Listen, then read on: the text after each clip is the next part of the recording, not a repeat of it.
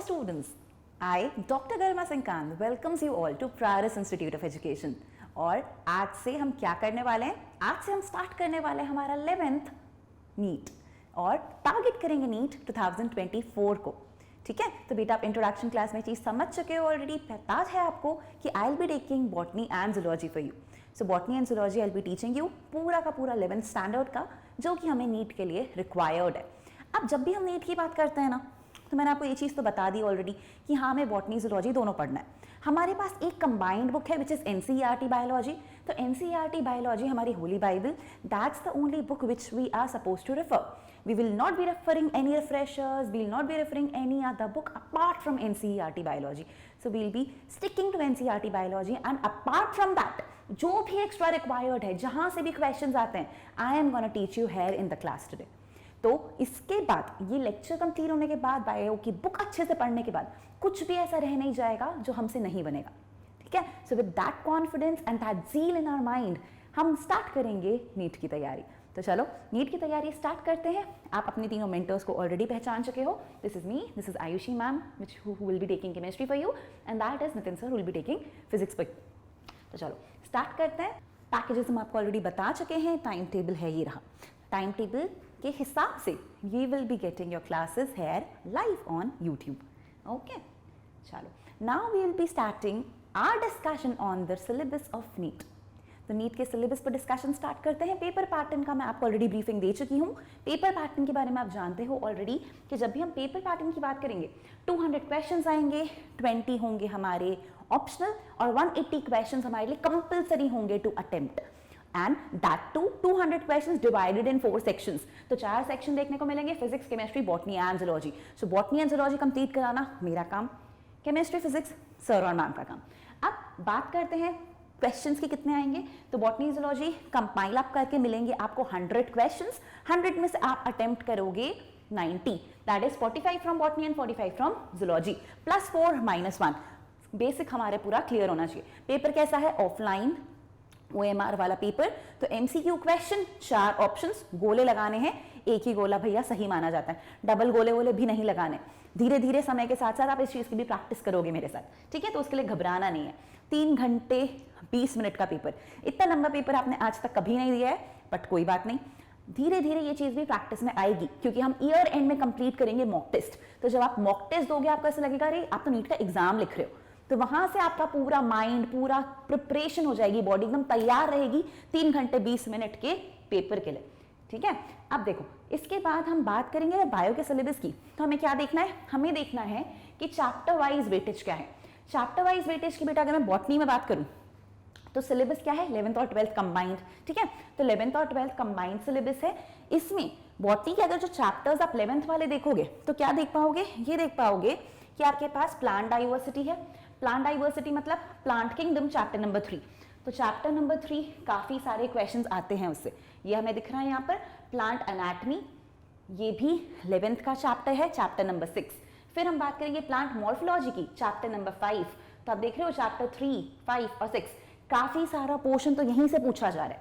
इसके बाद अगर हम आगे मूव ऑन करेंगे तो नेक्स्ट जो दिख रहा है पर्पल कलर का, this is cell biology and cell division, जो है हमारी यूनिट नंबर 3, जिसके अंदर है 3 chapters, cell division and biomolecules. तो बायोमोलिक्यूल्स ये रहा. तो आप देख सकते हो इन तीनों चैप्टर्स को मिलाकर भी काफी पोर्शन आ रहा है. तो यहां से हम स्टार्ट कर रहे हैं. इतना पोर्शन ऑलरेडी 11th से ही पूछा जा रहा है बॉटनी में. उसके बाद आ रहा है plant physiology, again unit 4 from class 11th, मतलब 11th से प्लांट फिजियोलॉजी भी आ रहा है. सो आप इस पाई चार्ट से ये समझ पा रहे होगे अप्रोक्सीमेटली कि 65% से ज्यादा बॉटनी क्लास 11th में ही है. तो 11th में बहुत सारा बॉटनी का सिलेबस है जो हमें कवर करना है इस साल. रही बात इन 2 पिरामिड्स की, तो इन 2 में क्या है? इन दोनों में है हमारे पास प्लांट रिप्रोडक्शन और इधर पर है हमारे पास इकोलॉजी, और यहां पर लास्ट है बायोलॉजी एंड ह्यूमन वेलफेयर. फिर बात करेंगे तो जेनेटिक्स है. तो इतना पोर्शन हम 12th में डील करेंगे, बट इतना पूरा पोर्शन हम डील करेंगे in class 11th here live on YouTube, absolutely free for you, absolutely free for you. Okay, कोई सब्सक्रिप्शन नहीं, कोई हिडन चार्जेस नहीं, nothing. So you will be getting everything completely free. तो ये बॉटनी के chapters हैं, ये मोर और लेस वेटेज है, हर साल वेटेज थोड़ा बहुत ऑल्टर होता है, तो वेटेज अप्रोक्सीमेट है, ठीक है। इस वेटेज को आप ध्यान से स्निप लेकर रख लेना, और बाद में जब आप क्वेश्चंस की प्रिपरेशन करोगे, फाइनल रिवीजन करोगे, तब ये काम आएगा। अभी तो हमारे लिए हर लाइन, हर पॉइंट, हर चीज इंपॉर्टेंट है, तो अभी तो हमें वेटेज के बारे में वरी करने की जरूरत नहीं है। Right now what we should be concerned about is understanding the concepts, कि कॉन्सेप्ट क्या है, हमारा फाउंडेशन कैसे बिल्ट होगा, और किस तरीके के क्वेश्चन पूछे जाते हैं। तो अभी हमारी प्रायोरिटी सिर्फ इतना समझना है, एक क्वेश्चन के लिए क्यों पढ़ रहे हैं, दो क्वेश्चन के लिए क्यों पढ़ रहे हैं, ये सोचना ही नहीं है, क्योंकि वो एक एक दो क्वेश्चन ही है जो पूरा डिफरेंस क्रिएट करेंगे। आपके गवर्नमेंट कॉलेज के बीच में वो एक क्वेश्चन अटक सकता है, तो इसीलिए ये वाला माइंडसेट बिल्कुल दूर रखना कि इतना बड़ा चैप्टर एक क्वेश्चन के लिए क्यों, ठीक है। तो ये सोच हमारे माइंड से एकदम वैनिश्ड यानी डिसअपियर्ड रहनी चाहिए। अब हम बात करें अगर जूलॉजी के पोर्शन की बच्चा, तो जूलॉजी का पोर्शन अगेन आप देखो हमने परसेंटेज वाइज डिवाइड किया है, तो आप देख सकते हो ये है एनिमल डाइवर्सिटी यानी animal kingdom which is chapter number 4। फिर एनिमल टिश्यूज, काफी कम क्वेश्चंस आते हैं, बट अगेन जैसे मैंने बताया पढ़ना तो पड़ेगा ही। स्ट्रक्चरल ऑर्गेनाइजेशन, अगेन काफी कम क्वेश्चंस आते हैं, बट फिर भी पढ़ना पड़ेगा, चैप्टर नंबर 7। और सबसे ज्यादा क्वेश्चन जहां से आ रहे हैं वो है ये वाला portion which is human physiology, which is unit number 5। तो unit number 5 human physiology will be learning very well, will be learning in depth, because इससे बहुत सारे क्वेश्चंस पूछे जाते हैं। और इस साल से या पिछले काफी सालों से ना, जब से एनटीए पेपर कंडक्ट करा रहा है, आप ये चीज नोटिस करना कि पेपर काफी ज्यादा एप्लीकेटिव हो गया है। तो पुराने जमाने की तरह नहीं है कि ये भी रटो, वो भी रटो, वो भी रटो, वो भी रटो। अब पेपर एप्लीकेटिव आता है, आपके रियल लाइफ में जो चीज अप्लाई होती है, आपसे क्वेश्चंस उसी पे पूछे जाते हैं। इसीलिए आप इतना बड़ा ट्रांजिशन देख रहे हो कि ह्यूमन फिजियो से इतने क्वेश्चंस क्यों आने लगे। पीछे का रीजन क्या है? पीछे का रीजन है भैया हमसे रिलेटेड है, हमारी लाइफ से ज्यादा रिलेवेंट है। हमें बनना है आगे जाके डॉक्टर, अपनी बॉडी को अगर नहीं समझेंगे तो कैसे काम चलेगा। तो इसीलिए ह्यूमन फिजियोलॉजी को इतना सारा वेटेज मिला हुआ है। फिर उसके अलावा बेटा और भी टॉपिक्स हैं, जैसे human reproduction and reproductive health, again physio से ही रिलेटेड है, पर 12th में है, ठीक है, 12th में पढ़ेंगे। फिर ओरिजिन एंड एवोल्यूशन, तो ये भी हम 12th में पढ़ेंगे। साथ साथ हम 12th में पढ़ेंगे एनिमल हस्बेंड्री के एनिमल्स हमारे क्यों यूज में आते हैं, कैसे आते हैं, तो उससे भी क्वेश्चंस आते हैं। Plus human health and disease, what is a doctor without understanding diseases, right. तो इसीलिए ये भी हम 12th में पढ़ेंगे। तो ये सब चीजें we will be studying in class 12th। But again यहाँ पर भी आप देखो रेड से लेकर पर्पल इतना portion is again from class 11th, मतलब मोर और less if you look at the papers no you will be finding approximately 55-45% का बैलेंस, कि 55% of the paper comes from class 11th, ठीक है। That's the reason why you have to start it from day 1। Day 1 से अगर हम preparation करेंगे class 11th के chapters की, तो बोर्ड के बाद के एक महीने में ये नहीं सोचना पड़ेगा शिट इतनी सारी 11th कैसे पढूं, तो वो नौबत नहीं लानी है। इसीलिए पढ़ाई करेंगे हम डे 1 से, तैयारी करेंगे नीट की। चलो आज जो चैप्टर हम इस नीट की तैयारी में स्टार्ट करेंगे वो है सेल, ठीक है। सेल जो चैप्टर है इसका पूरा नाम है सेल स्ट्रक्चर एंड फंक्शंस। अब सेल स्ट्रक्चर एंड फंक्शन की अगर मैं बात करूं या cell the basic unit of life की बात करूं, तो मैंने ये चैप्टर आज क्यों पिक किया आप लोग के लिए। हम यहां से इसलिए स्टार्ट कर रहे हैं क्योंकि ये वही चैप्टर है जो हमने क्लास 9th में पढ़ा है, क्लास 8th में पढ़ा है, तो कहीं ना कहीं हम इस चैप्टर से थोड़े ज्यादा फेमिलियर हैं, हम इस चैप्टर को ज्यादा अच्छे से पहचानते हैं, समझते हैं। तो हम अपनी पढ़ाई को वहीं से उठाएंगे जहां हमें अभी तक लाया गया है।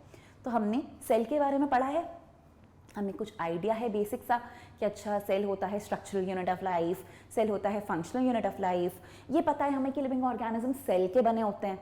हम ऐसा कहते हैं कि अच्छा वो एक साइंटिस्ट थे ना जिनने वो देखा था एक पेड़ का डेड सेल, और ऐसा कहा था हनीकॉम्ब सा स्ट्रक्चर है, कुछ छोटे छोटे कंपार्टमेंट्स हैं, मोंक वाली बातें। किसी को याद आया उनका क्या नाम है? जी उनका नाम है रॉबर्ट हुक। वेरी गुड, उनका नाम है रॉबर्ट हुक। तो रॉबर्ट हुक ने सबसे पहले सेल देखे थे, और जो सेल्स देखे थे वो डेड सेल्स थे। तो ये सारी कुछ कुछ बातें मैम मेरे दिमाग में ऑलरेडी हैं, है ना। तो वो जो बातें आपके दिमाग में हैं उन्हीं को हम करेंगे ब्रश अप, और उसके साथ साथ नई नॉलेज उसके ऊपर बिल्ड करेंगे। ऐसे बनेगा हमारा फाउंडेशन। तो फर्स्ट लेक्चर आज हम पढ़ेंगे। सबसे पहले हमें एनसीईआरटी की पहली ही लाइन में पूछा है बेटा कि ऐसा क्या है, what is it that makes an organism living, what is it that an inanimate thing does not have which a living thing has. Clear cut question कि ऐसी क्या चीज है भाई जो लिविंग थिंग में होती है, और ऐसी क्या चीज है जो एक नॉन लिविंग थिंग में नहीं होती। क्या वो चीज है जो लिविंग थिंग को लिविंग बना रही है, नॉन लिविंग थिंग को नॉन लिविंग बना रही है। और हमारी बुक इतनी अच्छी है बेटा कि जस्ट नीचे वाली लाइन में आंसर भी है। क्या है आंसर? आंसर है सेल का प्रेजेंस। अगर वो चीज लिविंग है तो उसके पास सेल प्रेजेंट है, अगर वो चीज लिविंग है तो उसके पास एक कंप्लीट सेल प्रेजेंट होगा ही होगा। और ये जो सेल प्रेजेंट होगा इसके अंदर क्या चल रही होंगी, 10th क्लास से याद करो, इसके अंदर चल रही होंगी कुछ ना कुछ रिएक्शंस, कुछ ना कुछ मेटाबॉलिक एक्टिविटीज। अगर ये मेटाबॉलिक एक्टिविटीज या फिर ये केमिकल रिएक्शंस एक सेल के अंदर हो रहे हैं तभी आप कहते हो कि हाँ ये सेल हमारे लिए एक लिविंग सेल की तरह बिहेव करेगा। यही तो थी डिफाइनिंग प्रॉपर्टीज ऑफ लाइफ। तो यही हमारी डिफाइनिंग प्रॉपर्टीज ऑफ लाइफ है, सेल होना, सेल के अंदर मॉलिक्यूलर लेवल पे मूवमेंट होते रहना। तो ये दोनों ही चीजें बहुत इंपॉर्टेंट है। जितने भी ऑर्गेनिजम्स आप देखते हो ना, right from a very minute insect to a very huge banyan tree, all the living organisms, right from bacteria to protist to fungi to animals and plants, all of them they are made up of cells. Some of them are certainly composed of a single cell, जैसे कि bacteria हो गया, amoeba हो गया, आपके बाकी सारे protist हो गए। और यहाँ पर अगर आप देखोगे तो उनको हम बुलाएंगे unicellular organisms. Unicellular in the sense organisms having a single cell, तो जिनके पास भी एक लौता सेल है, पूरा ऑर्गेनिज्म एक ही सेल से बना हुआ है, उन्हें हम बुलाते हैं यूनिसेल्युलर ऑर्गेनिज्म। और बाकी हमारी तरह मतलब मल्टीपल सेल्स के बने बॉडी के अंदर एक नहीं millions and billions of cells भी हो सकते हैं, तो इनको हम बुलाएंगे multi cellular organism. So organisms can be unicellular और they can be multi cellular. Cellular term तो यूज कर लिया, सेल होना जरूरी है ये तो यूज कर लिया। तो देखो वहां से हमें उठा के ले गए क्वेश्चन पे कि सेल एग्जैक्टली है क्या। तो बुक ने खुद से क्वेश्चन पुट अप किया है, व्हाट इज अ सेल। अब व्हाट इज अ सेल के लिए क्या बताया, बताया भैया कि सेल है fundamental structural and functional unit of life. मतलब यही जरूरी है, यही आपके स्ट्रक्चर को बना रहा है, यही आपको हेल्प कर रहा है आपका सारा फंक्शन करने में। तो जब तक आपके पास सेल्स नहीं होंगे, neither your structure, neither your body will be there, nor you will be able to do anything. Neither you can speak, nor you can talk, nor you can move. You cannot do anything without having a cell. तो cell सबसे ज्यादा important है। और जब भी किसी के पास भी एक सेल से कम चीजें होती है ना, मतलब एक पूरा सेल नहीं है, कुछ चीजें उसमें से गायब है, तब तक वो लिविंग नहीं हो पाता। तो कंप्लीट सेल होना कंपलसरी है, ठीक है ना। Anything less than a complete structure of a cell does not ensure independent living. तो आप खुद से सर्वाइव नहीं कर सकते अगर सेल का कोई भी कंपोनेंट आपके पास ढंग से प्रेजेंट नहीं है। तो सेल मेम्ब्रेन होनी कंपलसरी है, साइटोप्लाज्म, न्यूक्लियस। जैसे कि आपने देखा होगा कि हमारे कुछ सेल्स होते हैं जिनके पास न्यूक्लियस नहीं होता। प्लांट्स में हम बात करते थे तो वहां पे सीव ट्यूब सेल्स मिलते थे, खुद का न्यूक्लियस नहीं था, तो कंपेनियन सेल्स की जरूरत पड़ती है, तब जाके सर्वाइव कर पाते हैं। इंडिपेंडेंटली सर्वाइवल पॉसिबल नहीं रह जाता। तो यही चीज हम यहाँ बात कर रहे हैं। और ये तो हमारी बॉडी के सेल्स हैं। अब इमेजिन करो एक बैक्टीरिया विदाउट द न्यूक्लियस, तो सर्वाइव करेगा? नहीं करेगा। यही रीजन है कि वायरसेस सर्वाइव नहीं कर पा रहे हैं जब बॉडी के बाहर हैं, क्योंकि उनके पास एक कंप्लीट सेल है ही नहीं, जेनेटिक मटेरियल लेके बैठे हैं और बाहर एक प्रोटीन का कोट है, साइटोप्लाज्म है नहीं, रिएक्शंस होते नहीं, एंजाइम्स है नहीं। तो ये एक रीजन था कि वायरसेस हमारे 5 किंगडम क्लासिफिकेशन का हिस्सा नहीं थे। अब 5 किंगडम क्लासिफिकेशन का जिक्र तो कर दिया मैम, बट हमने तो पढ़ी नहीं, हम तो कोविड साल के हैं ना, तो कोविड वाले बैच में 9th क्लास में से तो हटा दिया था डाइवर्सिटी, तो कोई बात नहीं अभी पढ़ लेंगे। तो ऐसा घबराना नहीं। अगर मैंने बोला है 5 किंगडम क्लासिफिकेशन में वायरस नहीं है, तो ये भी मैं ही बताऊंगी कि 5 किंगडम क्लासिफिकेशन में कौन है और वायरस क्यों नहीं है, ठीक है।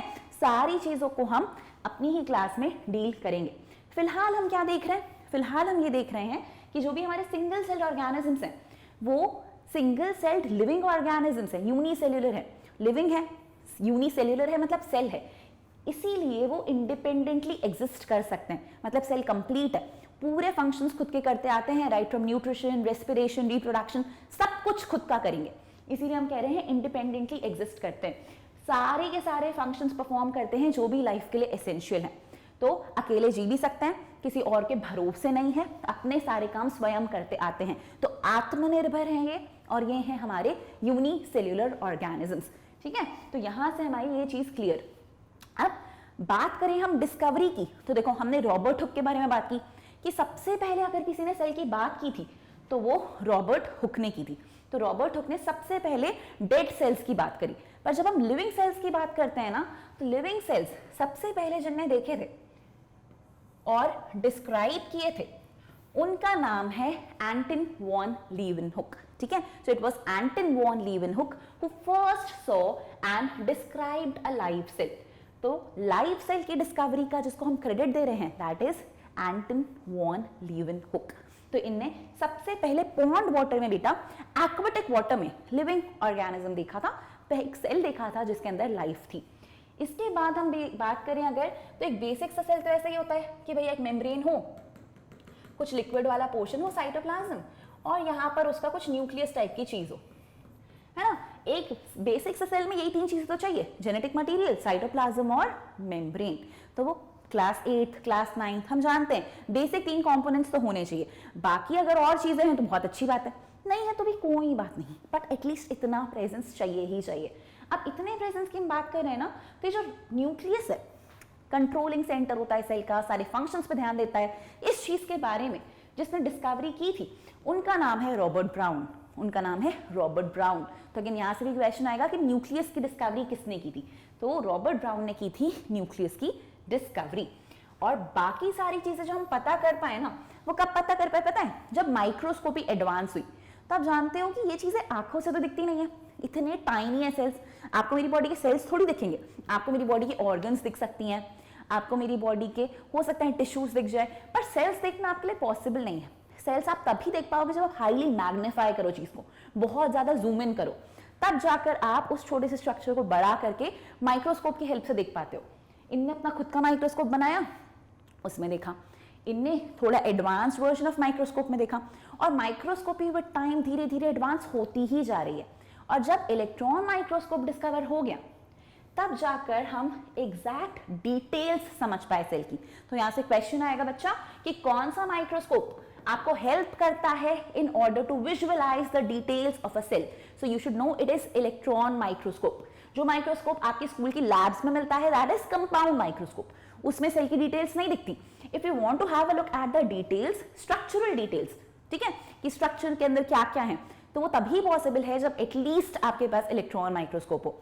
हाँ, ये बात सही है कि आज के डेट में से बहुत बेटा माइक्रोस्कोप्स भी बन चुके हैं, बट हम सेल की डिटेल्स पढ़ना शुरू तब कर पाए जब इलेक्ट्रॉन माइक्रोस्कोप की डिस्कवरी हुई थी। तो हम यहां से कुछ ऐसी चीजें भी देख लेंगे जिससे हमें ये पता चलेगा कि बाकी कौन कौन से स्ट्रक्चर्स हमने देखने हैं, ठीक है, तो वो भी हम समझ पाएंगे फिर।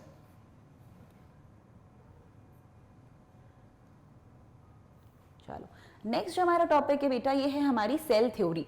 अब सेल थ्योरी की जब भी मैं बात करती हूँ ना, ये भी हमने क्लास 8 9th में पढ़ा है। सेल थ्योरी क्या है?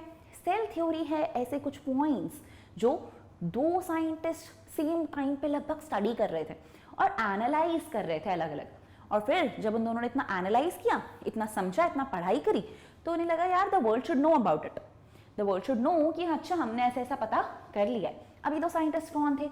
एक साइंटिस्ट थे जिनका नाम है मैथियस शील्डन। क्या नाम है इनका? Matthias Schleiden. कब आए थे ये? In the year 1838। तो जब ये मैथियस शील्डन आए ना इन द ईयर 1838, तो ये जर्मनी के रहने वाले थे, एक जर्मन बॉटनिस्ट थे। बॉटनिस्ट क्या होते हैं? वो लोग जो प्लांट पे स्टडी करते हैं। तो ये एक जर्मन बॉटनिस्ट थे और ये एग्जामिन कर रहे थे उस टाइम पे बहुत सारे प्लांट्स को, और ये देख रहे थे कि सारे ही प्लांट्स अलग अलग प्रकार के सेल से बने हैं, और इन्हीं सेल्स ने मिलकर प्लांट के टिश्यूज को भी बनाया है।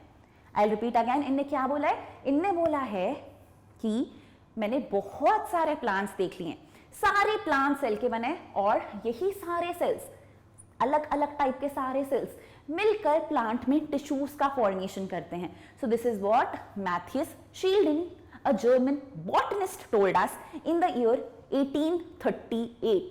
So that is extremely important, you guys, extremely important. Direct lines they'll put up and you'll have to understand and tell them कि इनमें से कौन सी लाइन सही है और कौन सी लाइन गलत है। तो इस तरीके की लाइन लिखी मिलेंगी आपको। इसी समय पे देखो क्या लिखा है? At about the same time, मतलब लगभग 1838 के आसपास, मतलब 1839 में। तब क्या हो रहा था? तब ये हो रहा था कि थियोडोर श्वान जो थे, इनका क्या नाम है? थियोडोर श्वान। ये कहाँ के हैं? ये है ब्रिटेन के। तो ये एक ब्रिटिश जूलॉजिस्ट थे। जूलॉजिस्ट मतलब वो वाले साइंटिस्ट जो एनिमल्स पे स्टडी करते हैं। तो ये एक ब्रिटिश जूलॉजिस्ट है, थियोडोर श्वान इनका नाम है। इनने 1839 में क्या किया? स्टडी करे different types of animal cells और अलग अलग एनिमल सेल्स ये पढ़ रहे थे। अलग अलग एनिमल सेल्स को पढ़ के ने ये बताया कि भैया एनिमल सेल्स के बाहर एक पतली सी आउटर लेयर होती है, एक पतली सी आउटर लेयर होती है और इस पतली सी आउटर लेयर को हम बुलाते हैं आज की डेट में प्लाज्मा मेम्ब्रेन। प्रेजेंट डे में क्या बुलाते हैं वैसे? Plasma membrane. उनने क्या बताया था कि बाहर एक आउटर लेयर है। टर्म प्लाज्मा मेम्ब्रेन उन्होंने नहीं दिया, प्लाज्मा मेम्ब्रेन नाम बाद में रखा गया। उन्होंने क्या बताया? एनिमल सेल के बाहर आपको एक पतली सी मेम्ब्रेन मिलेगी जिसे आज की डेट में हम प्लाज्मा मेम्ब्रेन बुलाते हैं। तो यहां से बच्चा इतना माइन्यूट क्वेश्चन भी आ सकता है कि प्लाज्मा मेम्ब्रेन कुछ होती है, ये डिस्कवरी कैसे हुई थी? तो ये डिस्कवरी जो है ये किसने करी है? ये बताया है हमें श्वान ने, बट इसका टर्म किसने कॉइन किया है? श्वान ने नहीं किया है। ठीक है, तो इन चीजों पे ध्यान रखना कि कहीं से कहीं तक भी श्वान ने सिर्फ इतना ही बताया है कि एनिमल सेल्स के बाहर केवल एक आउटर थिन लेयर है। तो एनिमल सेल्स के बाहर है बोला है इनने, प्लांट सेल्स का भी जिक्र नहीं किया। तो animal cells have an outer layer, this statement was given by श्वान। साथ साथ में इनने क्या किया? कंक्लूड किया। अब किस बेसिस पे कंक्लूड किया? भाई वैसे ये क्या है? एक जूलॉजिस्ट है, पर क्योंकि भैया पढ़े लिखे लोग थे, शौक था चीजें जानने का, तो इनने क्या किया? एनिमल्स के साथ साथ प्लांट्स को भी पढ़ना स्टार्ट किया। और प्लांट्स को पढ़ के इनने ये बोला कि मैंने प्लांट्स में देखा है कि इनके पास बाहर वो पतली वाली लेयर नहीं होती, बाहर इनके पास कुछ एक्स्ट्रा स्ट्रक्चर प्रेजेंट होता है जिसे कहते हैं सेल वॉल, जिसे कहते हैं सेल वॉल। तो इनने कहा प्लांट सेल्स के बाहर मुझे सेल वॉल दिखाई दे रही है। क्या बोला इनने? इनने कहा प्लांट सेल्स के बाहर मुझे सेल वॉल दिखाई दे रही है। अब आप कंफ्यूज यही हो जाते हो, आपको लगता है कि अरे शील्डन बॉटनिस्ट थे तो सेल वॉल तो वो बताएंगे, बट नहीं, श्वान थे वो जिनने दोनों के बाहर की लेयर्स की बात की। श्वान ने बात करी कि एक आउटर थिन लेयर है एनिमल सेल्स में, और श्वान ने ही बात करी कि प्लांट सेल्स में आपको बाहर क्या दिखाई देता है? सेल वॉल दिखाई देती है। और इस बेसिस पे श्वान ने प्रपोज किया बेटा एक हाइपोथेसिस। किसने प्रपोज किया? श्वान ने। तो श्वान ने अकेले बुक के हिसाब से हमारी एक हाइपोथेसिस प्रपोज किया है जिसमें लिखा है the bodies of animals and plants are composed of cells and products of cells. ठीक है, ये लाइन किसने प्रपोज की है? श्वान ने। लाइन क्या कह रही है कि जितने भी प्लांट्स और एनिमल्स हैं इनकी पूरी की पूरी बॉडी सेल्स की बनी है या फिर सेल की अलग अलग प्रोडक्ट से बनी हुई है। तो ये पॉइंट हमें यहां से श्वान ने बताए। तो I hope you are understanding कि श्वान ने हमें कितनी सारी इंपॉर्टेंट चीजें बताई हैं। शील्डन की बात करेंगे तो इन्होंने क्या कहा कि सारे प्लांट्स सेल्स के बने हैं जो अलग अलग तरीके के हैं और सब साथ में मिलकर टिश्यू बनाते हैं। तो एक पॉइंट उन्होंने दिया है 1838 में। क्या थे वो? एक जर्मन बॉटनिस्ट थे। श्वान की बात कर रहे हैं हम, जिन्हें 1839 में आके क्या बताया हमें? ये बताया कि भैया मैं ब्रिटेन का रहने वाला हूं। तो ये ब्रिटिश जूलॉजिस्ट थे। इनने आकर हमसे पहली चीज कही कि एनिमल सेल्स देख ली है मैंने, बाहर एक आउटर पतली सी थिन लेयर है। दूसरी चीज इन्होंने कही मैंने बहुत सारे प्लांट सेल्स भी देख लिए हैं, बाहर एक सेल वॉल का प्रेजेंस है। और फिर इन्होंने कहा कि मैंने जब प्लांट और एनिमल दोनों देख लिए हैं तो मैं आपके सामने एक पॉइंट रखता हूं, और वो पॉइंट ये है भाई कि प्लांट और एनिमल दोनों ही सेल के बने हैं और सेल के प्रोडक्ट्स के बने हैं। तो ये पॉइंट रख दिया हमारे सामने श्वान ने। ठीक है, अब इसके बाद क्या हुआ? दोनों लगभग सेम टाइम पे पढ़ाई कर रहे थे, तो इन दोनों ने कहा कि चलो क्यों ना हम साथ बैठकर कुछ बातें करें, साथ बैठकर कुछ चीजें डिस्कस करें। तो ये दोनों साथ में आए और इन्होंने कहा कि हम वर्ल्ड को ये चीज बता देते हैं, लेट द वर्ल्ड नो कि हमने इतनी सारी पढ़ाई कर ली है और इसीलिए हम साथ में आकर एक थ्योरी दे देते हैं। ये जो थ्योरी इन दोनों ने बैठ के फॉर्मुलेट की ना, इस थ्योरी को हम कहते हैं सेल थ्योरी। क्या कहते हैं इसे? Cell theory. इन्होंने कहा कि सेल के बारे में एक बेसिक अंडरस्टैंडिंग लोगों तक हम पहुंचाएंगे। हम लोगों को बता देंगे कि प्लांट्स हों चाहे एनिमल्स हों, सब के सब सेल और सेल के प्रोडक्ट्स के बने होते हैं। अब श्वान ने कहा कि देखो शील्डन, तुमने बहुत प्लांट्स पे पढ़ा है ना, तो इसीलिए तुम भी मेरे साथ एक क्रेडिट लो। मैं अकेले सेल थ्योरी नहीं लिख रहा हूँ, हम दोनों साथ में लिख रहे हैं। इसीलिए हम कहते हैं कि cell theory was put together by Schleiden and Schwann in the year 1838-1839। तो हम दोनों को म्यूचुअली उस चीज का लिए क्रेडिट देते हैं। ठीक है, अब इस थ्योरी में बच्चा एक चीज रह गई। क्या रह गई? ये नहीं बता पाए कि सेल आते कहां से। उस समय पे ना, जिस समय पे ये लोग पढ़ाई कर रहे थे, लोगों का मानना था कि सेल कुछ डेड डिकेइंग मैटर से भी निकल सकते हैं, कि कुछ सड़ गल रहा होगा, उसमें से लिविंग सेल्स बन जाएंगे। तो ऐसी अजीब अजीब थ्योरी मानते थे लोग, ए बायोजेनेसिस वगैरह थ्योरीज हैं अलग अलग टाइप की। तो कुछ लोगों का उसके बारे में मानना था, बट इन लोगों ने उस चीज़ पे कुछ नहीं कहा। इनने नहीं बताया ये सेल आ कहाँ से रहे हैं, कोई नॉन लिविंग थिंग से आ रहे हैं कि कोई आसमान से फेंक के जा रहा है, कुछ नहीं बताया। इनको ये चीज़ नहीं पता थी। फिर क्या हुआ, 1838 1839 के कुछ साल बाद जैसे ही 1855 में हम पहुंचे, इस समय हमें एक साइंटिस्ट मिल गए जिनका नाम है रुडोल्फ वर्चाउ। जिनका क्या नाम है? जिनका नाम है रुडोल्फ वर्चाउ। और रुडोल्फ वर्चाउ ने फाइनली हमें एक्सप्लेन किया कि कैसे नए सेल्स फॉर्म होते हैं, कैसे नए सेल्स फॉर्म होते हैं। इनने क्या कहा? इनने कहा कि भैया अर्थ पे पहली बार एक सेल बना था, अर्थ की कंडीशंस ऐसी थी कि वहां पर एक लिविंग सेल का फॉर्मेशन हो पाया, पर ये तब हुआ था जब अर्थ पे लाइफ ओरिजिनेट हो रही थी। तब के अर्थ की जो कंडीशन थी वो इस चीज के लिए सूटेबल थी कि एक सेल बन सकता था, और एक सेल ही बना। क्या बात हुई? एक सेल ही बना। और जब से वो एक सेल बन गया है, तब से वो एक अकेला सेल डिवाइड करता जा रहा है, करता जा रहा है, करता जा रहा है, और बाकी सारे सेल्स बना रहे हैं। इसका क्या मतलब है? इसका मतलब है all the cells arise from pre existing cells. मतलब जितने भी आज के डेट में सेल्स हैं, सारे कहां से आए हैं? ऑलरेडी उन सेल्स से आए हैं जो पहले से एग्जिस्ट करते आ रहे हैं। तो सारे के सारे सेल्स प्री एग्जिस्टिंग सेल से अराइज होते हैं। तो ये चीज कही रुडोल्फ वर्चाउ ने। और जब वर्चाउ ने ये कहा ना बच्चा, तो इनने इस चीज को कहा ओमनिस सेल्यूला ए सेल्यूला, मतलब cells arise from pre existing cells. तो ये लाइन इन्हें लैटिन में कही थी। उस वक्त के जो पढ़े लिखे लोग थे वो लैटिन, जर्मन, ऐसी ऐसी लैंग्वेज यूज करते थे, इटालियन। तो उस टाइम पे इनने कहा ओमनिस सेल्यूला ई सेल्यूला, all cells arise from pre existing cells. और जब इन्हें ये चीज बता दी, तो फिर बाद में कहा गया ऐसा कि चलो सेल थ्योरी को थोड़ा मॉडिफाई करते हैं, इसमें एक पॉइंट ऐड करते हैं। तो शील्डन और श्वान के साथ साथ इसमें एक एक्स्ट्रा पॉइंट ऐड कर दिया गया वर्चाउ वाला। तो सेल थ्योरी दी थी शील्डन और श्वान ने, बट उसे मॉडिफाई किया किसने? वर्चाउ ने। तो सेल थ्योरी आज की डेट में जो उसको फाइनल शेप मिला है वो किसके कारण मिला है? वर्चाउ के कारण। तो ये जो ही है यहाँ पर, ये वर्चाउ है। वर्चाउ ने इस थ्योरी को मॉडिफाई किया है, एक फाइनल शेप दिया है, जिसके बाद ये सेकेंड पॉइंट ऐड हुआ है, जो क्या है? All the cells arise from pre existing cells. तो सेल थ्योरी अगर हमसे कोई पूछता है तो सेल थ्योरी के दो पॉइंट्स हैं। All the living organisms, no matter whether plants or animals or bacteria or fungi, no matter what, are made up of cell and products of cells, and all the cells arise from pre-existing cells. So this is what the final cell theory is like.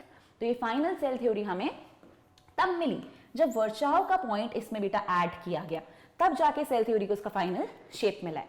अब देखो cell theory के कुछ exceptions की अगर मैं बात करूं, तो मैंने आपसे क्या कहा कि हम वायरसेस की जब बात करेंगे, वायरसेस के पास एक कंप्लीट सेल नहीं है, ठीक है, एक कंप्लीट सेल नहीं है। तो इसीलिए हम कहते हैं कि viruses are an exception to the cell theory, because ये क्या है? ये ऑब्लिगेट पैरासाइट्स हैं। ऑब्लिगेट पैरासाइट्स का क्या मतलब है? ऑब्लिगेट पैरासाइट्स का मतलब है कि ये ऐसे पैरासाइट्स हैं जिनको भैया पैरासाइट की तरह ही रहना है, 100% ऐसे ही रहना है। कभी भी ऐसा नहीं हो सकता कि कुछ और कर लें, हमेशा दूसरों पे डिपेंडेंट रहेंगे, दूसरे की बॉडी पे डिपेंडेंट रहेंगे, और उसकी बॉडी में जाकर ही रिप्रोड्यूस करेंगे, उसकी बॉडी में जाकर ही खुद का काउंट बढ़ाएंगे। तो ये लोग मल्टीप्लाई भी लिविंग होस्ट के बाहर नहीं कर सकते। एक अकेला लिविंग क्राइटेरिया दिखाते हैं ये लोग, एक अकेली प्रॉपर्टी शो करते हैं, दैट इज रिप्रोडक्शन, और वो भी तभी कर सकते हैं जब किसी दूसरे लिविंग सेल के अंदर हो। तो इसीलिए हम कहते हैं कि वायरसेस इस चीज का एक्सेप्शन है, सेल के नहीं बने, सेल प्रोडक्ट्स के बने हैं, बट सेल इनके पास कंप्लीट नहीं होता है। और इनको सेल डिवाइड करने के लिए या इनका स्ट्रक्चर डिवाइड करने के लिए क्या लगता है? एक दूसरा लिविंग सेल लगता है। इसीलिए कंपल्सरी पैरासाइट्स हैं, ऑब्लिगेट पैरासाइट्स हैं, हम इन्हें ए सेल्यूलर या सब सेल्यूलर कहते हैं। अब देखो इसके बाद जो हम थोड़ा सा पढ़ेंगे ना, वो पढ़ेंगे, हम मूव करेंगे नेक्स्ट टॉपिक पे, हमारे अंडरस्टैंडिंग ऑफ द सेल पे, कि कैसे हमें सेल के पार्ट्स के बारे में पता चला था। उसके लिए जो ब्रांच ऑफ बायोलॉजी आप पढ़ते हो ना, उस ब्रांच ऑफ बायोलॉजी को हम कहते हैं साइटोलॉजी। तो साइटोलॉजी क्या है? It's the branch of biology which studies the cell. So cytology is the branch of biology which is related to studying a cell. अब साइटोलॉजी में बेटा बहुत सारे स्टेन्स यूज होते हैं। स्टेन क्या है? स्टेन है डाइज। डाई मतलब अब देखो सेल ना ट्रांसपेरेंट सा है, ट्रांसलूसेंट सा है, तो उसके स्ट्रक्चर्स को अगर आप देखना चाह रहे हो, अंदर की चीजों को देखना चाह रहे हो, तो बिना उसको कलर करे देखना पॉसिबल नहीं होता। तो हम क्या करते हैं, उसको इंक डालते हैं, डाई डालते हैं, उसके ऊपर स्टेन करते हैं and then we visualise it under microscope. तब जाके दिख पाता है कि अच्छा ये ऐसा है, वो वैसा है, इसने ये कलर लिया, उसने वो कलर लिया। तो अलग अलग चीजों को देखने के लिए हम अलग अलग स्टेनिंग यूज करते हैं। हमने 9th क्लास में जो स्टेनिंग यूज करी थी, हमने सैफरनम यूज किया हुआ है, आयोडीन स्टेन यूज किया हुआ है। अभी इस चैप्टर में हम आगे और भी कुछ नाम पढ़ेंगे कि फ्यूजन वगैरह भी यूज किया जाता है, ठीक है, एसिटोकार्बन वगैरह यूज किया जाता है। तो अलग अलग स्टेन्स हैं। पहले पूछते थे स्टेन्स पे भी बहुत सारे क्वेश्चन, पर आजकल सारे स्टेन्स पे क्वेश्चंस नहीं पूछे जाते हैं। जैनस ग्रीन माइटोकॉन्ड्रिया को स्टेन करने के लिए काम आता है, उस पर अक्सर क्वेश्चंस पूछ लेते हैं, बट वो हम माइटोकॉन्ड्रिया के साथ डिटेल में देखेंगे। अभी फिलहाल हम क्या देख लेते हैं कि माइक्रोस्कोप्स ने हमारी कैसे कैसे हेल्प करी। सबसे पहले अगर मैं बात करूंगी ना लाइट माइक्रोस्कोप की या फिर कंपाउंड माइक्रोस्कोप की, तो ये कुछ चीजें हैं बच्चा जो प्रीवियस ईयर क्वेश्चंस में आ चुकी हैं, इसीलिए आपको इनको याद करना पड़ेगा। क्या याद करना पड़ेगा कि कंपाउंड माइक्रोस्कोप या लाइट माइक्रोस्कोप किसने इन्वेंट किया था? तो ये इन्वेंट किया था जैनसन ने, ठीक है, ये इन्वेंट किया था जैनसन ने। तो ये कुछ क्वेश्चंस ऐसे हैं जो पिछले सालों में पूछे जा चुके हैं, इसीलिए इनको हम लर्न कर लेंगे। फिर एक माइक्रोस्कोप है भी रिसेंट में आया हुआ, जिसका नाम है फेस कॉन्ट्रास्ट माइक्रोस्कोप। अब ये जो फेस कॉन्ट्रास्ट माइक्रोस्कोप है ना, ये जिन्हें दिया है इनका नाम है जेर्मिक, और इनने दिया है इसको इन द ईयर 1935, और ये देने के लिए इनको नोबेल प्राइज भी मिला है। तो समझो ये माइक्रोस्कोप कितना इंपॉर्टेंट होगा कि इसकी डिस्कवरी के लिए हमने नोबेल प्राइज दिया है जेर्मिक को। कब किया इन्हें डिस्कवर? 1935 में डिस्कवरी की। लिविंग सेल्स और टिश्यूज को आप इस माइक्रोस्कोप में देख सकते हो बिना उनको किल करे, बिना उनको फिक्स करे, बिना उन पे कोई स्टेन डाले। तो आपको कोई भी सेल को मारने की, उसको पे डाई वाई डालने की जरूरत नहीं है। बिना ऐसा करे ही हम बॉडी के किसी भी लिविंग सेल्स को देख सकते हैं। तो ऐसा माइक्रोस्कोप है ये, और ये सबसे अच्छे से किस चीज के लिए यूज किया जा रहा है? लिविंग सेल्स के अंदर के क्रोमोसोम्स को देखने के लिए यूज किया जा रहा है। तो लिविंग सेल्स को, टिश्यूज को विदाउट फिक्सिंग, विदाउट स्टेनिंग आप देख सकते हो। ना मारने की जरूरत है, ना कलर करने की जरूरत है, और ऐसे सारे स्ट्रक्चर्स पर आप अप्रिशिएट कर पाओगे। तो क्रोमोसोम्स आपको दिख जाएंगे लिविंग सेल में फेस कॉन्ट्रास्ट माइक्रोस्कोप की हेल्प से। डिस्कवरर कौन है? जेर्मिक। कब किया? 1935 में। क्या मिला? नोबेल प्राइज मिला। हमें क्या मिला? इतनी बड़ी हेल्प हो गई, और क्या चाहिए, ठीक है, तो हमें ये मिला। अब ड्रॉबैक क्या है भैया? ड्रॉबैक है लो मैग्नीफाइंग पावर। लो मैग्नीफाइंग पावर मतलब कि बहुत ज्यादा छोटी चीजों को अच्छे से नहीं दिखा पा रहे, बट ठीक है, इस चीज को भी हम धीरे धीरे ओवरकम करेंगे। साइंस है, रोज कुछ इन्वेंशंस हो रहे हैं, इससे बेहतर भी कुछ आएगा, आ चुका भी है राधा, ठीक है, तो वो भी देख लेते हैं। तो इसका ड्रॉबैक था कि लो मैग्नीफाइंग पावर है, छोटे छोटे सेल ऑर्गेनल्स नहीं दिख रहे, राइबोसोम्स, लाइसोसोम्स, एंडोप्लाज्मिक रेटिकुलम, ये सब अच्छे से नहीं विजुअलाइज कर पा रहे हैं हम। फिर इसके बाद एक और माइक्रोस्कोप की हमें याद रखनी है बात, ये वाला माइक्रोस्कोप है डार्क फील्ड माइक्रोस्कोप, जो दिया था बेटा जिग्मोंडी ने, ठीक है, तो जिग्मोंडी ने बताया था इसके बारे में 1905 में। तो एक ये माइक्रोस्कोप याद रख लेना, डार्क फील्ड। एक याद रख लेना आपका कौन सा? Face contrast. Compound microscope labs में यूज करते हो, प्रैक्टिकल में भी है, तो याद रखना उसको तो जरूरी ही है। फिर इसके अलावा इलेक्ट्रॉन माइक्रोस्कोप के बारे में तो भूल ही नहीं सकते भैया, एनसीईआरटी में जिक्र है उसका। तो एनसीईआरटी में जिक्र है जिसका, वो तो सबसे इंपॉर्टेंट, ठीक है, तो उसको तो याद रखना ही रखना है। अब इसके अलावा भी एक हाथ माइक्रोस्कोप और ध्यान रखना है हमें कि एक होता है इंटरफेरेंस माइक्रोस्कोप नाम की चीज, मोर्टन ने दी थी। इससे हम क्या कर पाते हैं? सेल किस चीज का बना ये देख पाते हैं कि उसके अंदर कितना प्रोटीन है, कितना लिपिड है, मेम्ब्रेन कैसी कैसी है, तो ये देखने में हमारी हेल्प करता है इंटरफेरेंस माइक्रोस्कोप। एक और माइक्रोस्कोप है जिसका नाम है फ्लोरोसेंस माइक्रोस्कोप, ये दिया था कून्स ने इन द ईयर 1945। डिटेलिंग किसी की याद रखने की कोई जरूरत नहीं हमें।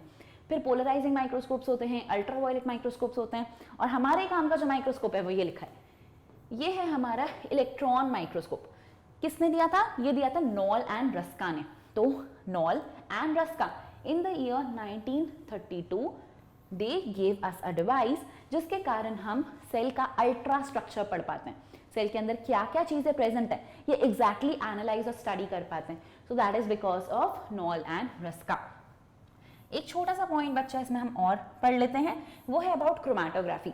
क्रोमैटोग्राफी क्या होती है? क्रोमैटोग्राफी होता है एक ऐसा टेक्निक जिसमें आप किसी चीज़ के पिगमेंट्स को सेपरेट करते हो, ठीक है, पिगमेंट्स को सेपरेट करते हो। तो जब भी पिगमेंट्स को सेपरेट करने जाते हो तो इस मेथड को हम कहते हैं क्रोमैटोग्राफी। और माइकल स्ट्विट, इन साइंटिस्ट ने क्रोमैटोग्राफी की टेक्निक के बारे में हमें बताया था।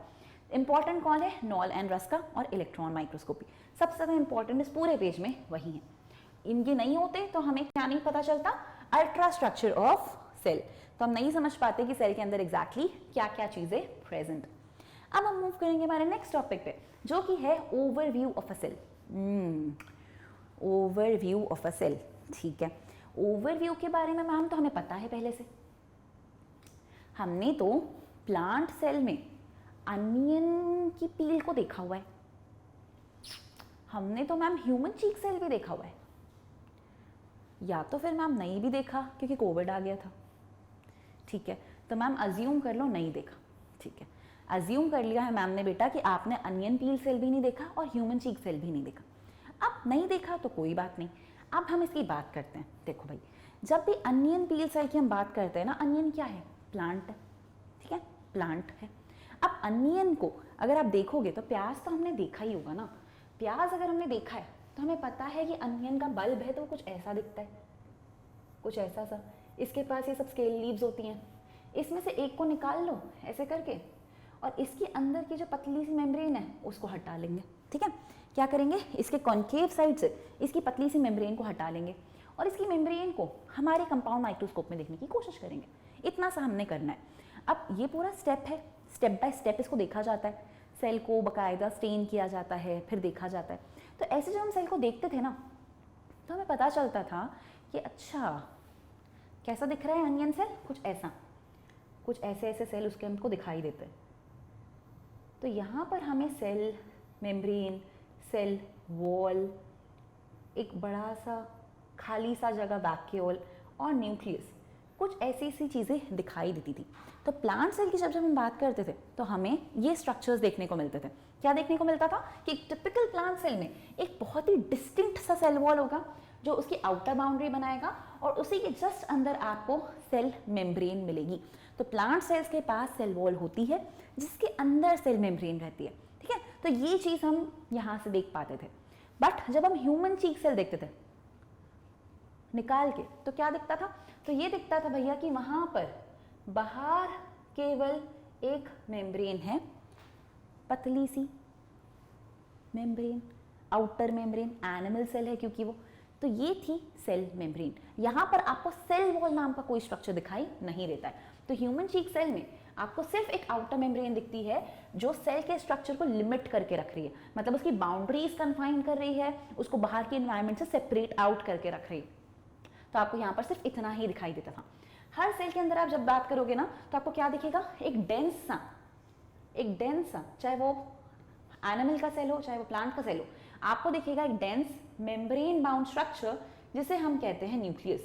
डेंस मेम्ब्रेन बाउंड स्ट्रक्चर जिसे हम कहते हैं न्यूक्लियस। तो ये यूकैरियोटिक सेल्स होते हैं, हम बात करेंगे अभी यूकैरियोटिक सेल्स क्या होते हैं। और इनमें जो न्यूक्लियस है उसके सराउंडिंग में भी एक एनवेलप रहता है, मतलब न्यूक्लियस भी सेल में ऐसे बिखरा पड़ा हुआ नहीं है, उसको भी सेपरेट करके रखने के लिए उसके बाहर कवरिंग है। इसीलिए हम कह रहे हैं कि वो मेम्ब्रेन बाउंड है, ठीक है। क्या कह रहे हैं हम? डेंस मेम्ब्रेन बाउंड स्ट्रक्चर है न्यूक्लियस। अब इस न्यूक्लियस के अंदर क्या होता है? इस न्यूक्लियस की जब आप बात करोगे तो चलो मैं काम करती हूँ, हमारे लिए न्यूक्लियस का एक अच्छा सा डायग्राम बना लेती हूँ। तो देखो भैया, ऐसे हम बनाएंगे बच्चा न्यूक्लियस का डायग्राम। न्यूक्लियस एक डबल मेम्ब्रेन स्ट्रक्चर है, ठीक है। क्या क्या है? आउटर मेम्ब्रेन और इनर मेम्ब्रेन, एक बाहर की कवरिंग है, एक अंदर की कवरिंग है।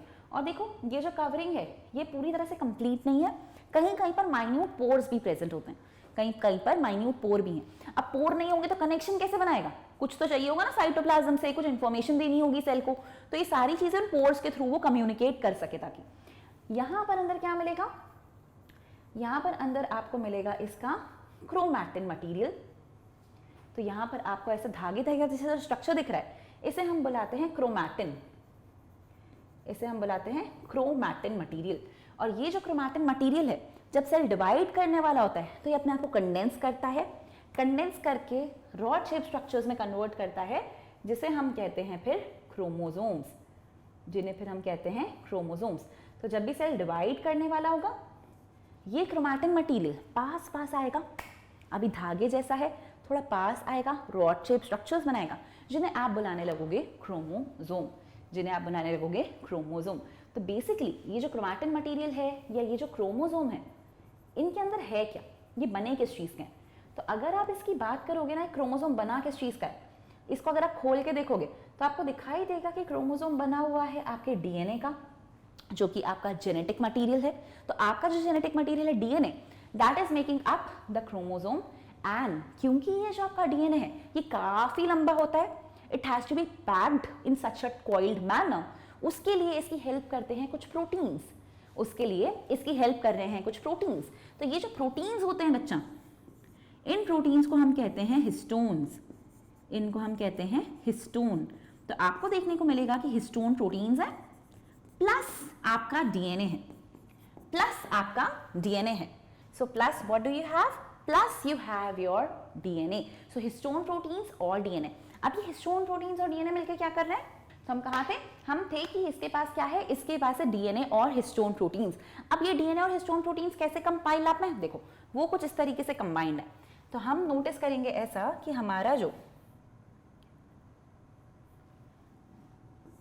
जो डीएनए है वो इन प्रोटीन्स के अराउंड ऐसे ऐसे बार बार कॉइल्ड है, और ऐसे टिपिकल कॉइलिंग के कारण ना वो आपको ऐसे पहले क्रोमैटिन मटेरियल की तरह दिखाई देता है, और जब ये धीरे धीरे कंडेंस हो जाते हैं तो वो पूरा का पूरा इसके अंदर समेटा जाता है, पूरा इसके अंदर समेटा जाता है।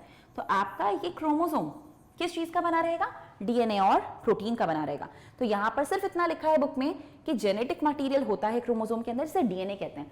बट क्योंकि डीएनए हमारा बहुत लंबा होता है, उसको सेल के न्यूक्लियस के अंदर कॉम्पैक्टली अरेंज करने में जो हेल्प करते हैं वो होते हैं बेसिक प्रोटीन्स, जिन्हें हम बुलाते हैं हिस्टोन्स। क्या बुलाते हैं? जिन्हें हम हिस्टोन्स। तो हिस्टोन्स की कहानी भी हम देखेंगे बच्चा जब हम न्यूक्लियस को डिटेल में पढ़ेंगे। यहाँ आप देख सकते हो प्लांट सेल यानी अनियन चीक सेल, और यहाँ आप देख सकते हो ह्यूमन चीक सेल। तो देखो यहाँ पर सेल वॉल दिख रही है काफी इंटैक्ट सी, पतली सी एक लेयर भी दिख रही है मेम्ब्रेन, और बीचों बीच दिख रहा है न्यूक्लियस। बट यहाँ देखोगे तो कोई सेल वॉल नहीं दिख रही, सिर्फ एक आउटर लिमिटिंग सा स्ट्रक्चर जिसे सेल मेम्ब्रेन कहा जा रहा है, और यहाँ पर हम न्यूक्लियस अप्रिशिएट कर पा रहे हैं। अब देखो जैसे ही हमने बात की ना सेल्स की कि एग्जैक्टली कैसे हैं, तो हमने यही बात की कि अगर उसके पास ऐसा न्यूक्लियस है जिसकी सराउंडिंग्स में कुछ एनवेलप है, जिसकी सराउंडिंग में मेम्ब्रेन है, तो ऐसे सेल को हम कहते हैं यूकैरियोटिक सेल। क्या कहते हैं? Eukaryotic cell. तो जब भी आप बात करोगे उन सेल्स की जिनके पास एक मेम्ब्रेन बाउंड न्यूक्लियस है, ऐसी दो मेम्ब्रेन्स प्रेजेंट है और इसके अंदर जेनेटिक मटेरियल या क्रोमोसोम वगैरह सारी चीजें हैं, तो ये वाला न्यूक्लियस कहलाएगा यूकैरियोटिक न्यूक्लियस। ऐसे वाले सेल्स कहलाएंगे यूकैरियोटिक सेल्स। ऐसे वाले सेल्स कहलाएंगे यूकैरियोटिक सेल्स। और जिन सेल्स के पास ऐसा मेम्ब्रेन बाउंड न्यूक्लियस नहीं है, तो उनके पास क्या है मैम? उनके पास है बेटा एक सेल जिसमें उनका जो जेनेटिक मटेरियल है, जो डीएनए है, वो ऐसे ही साइटोप्लाज्म में बिखरा हुआ है, जिसको सराउंड करने के लिए कोई नहीं है, तो जिसको किसी ने कवर नहीं किया, साइटोप्लाज्म सेपरेट नहीं किया, ऐसे ही पड़ा हुआ है। इस वाले न्यूक्लियस को अब हम न्यूक्लियस नहीं बुलाते, इस वाले स्ट्रक्चर को हम बुलाते हैं न्यूक्लियोइड। क्या बुलाते हैं? न्यूक्लियोइड। और ये जो न्यूक्लियोइड वाले सेल्स होते हैं जिनके पास एक double membrane bound nucleus absent होता है, उन्हें हम कहते हैं prokaryotic cell. What do you call it as? You call it as prokaryotic cell. So cells that have a membrane bound nucleus will be known as eukaryotic, whereas the cells which lack a membrane bound nucleus will be known as prokaryotic cells. So I hope you are getting this. ठीक है, चाहे prokaryotic cell हो या eukaryotic cell हो, दोनों में ही आपको क्या दिखेगा? साइटोप्लाज्म मिलेगा। तो ये जो मैंने लिक्विड सा बनाया है जो पूरे सेल को कवर करके रख रहा है, this is the cytoplasm of a cell. तो ये एक लिक्विड मटेरियल है, एक फ्लूइड है, jelly like fluid which is filling the entire volume of the cell. ठीक है, तो सेल की पूरी वॉल्यूम को ऑक्यूपाई कर रहा है, इसे हम साइटोप्लाज्म बुलाते हैं। साइटोप्लाज्म मेन एरिया है जहां पर सेल की सारी एक्टिविटीज होती हैं, चाहे प्लांट सेल हो चाहे एनिमल सेल हो, जितने भी मेटाबॉलिक रिएक्शंस होने, सब कुछ everything will be going on in the cytoplasm of the cell. ठीक है, जितने भी केमिकल रिएक्शंस इसके अंदर होंगे वो क्यों हो रहे हैं? ताकि सेल को लिविंग स्टेट में रख सकें। तो ये हमने 10th क्लास की चैप्टर लाइफ प्रोसेसेस में भी देखा हुआ है इंट्रोडक्टरी पार्ट में कि सेल के अंदर कुछ ना कुछ मेटाबॉलिक रिएक्शंस कंपलसरी हैं, और ये मेटाबॉलिक रिएक्शंस जब तक होंगे तब तक ही सेल लिविंग सेल रहेगा। तो उसको लिविंग स्टेट में रखने में जो रिएक्शंस आपकी हेल्प कर रहे हैं वो कहाँ चल रहे हैं, वो चल रहे हैं सेल के साइटोप्लाज्म में। So this is again one thing which is extremely important to us. तो कभी भी किसी चीज को लिविंग बुलाना है तो सेल होना कंपलसरी है, विदाउट अ डाउट एक कंप्लीट सेल होना कंपलसरी है। प्लस वो सेल लिविंग तब होगा जब उसके अंदर कुछ ना कुछ रिएक्शंस चल रहे हो, मेटाबॉलिज्म उसके अंदर चल रहा हो।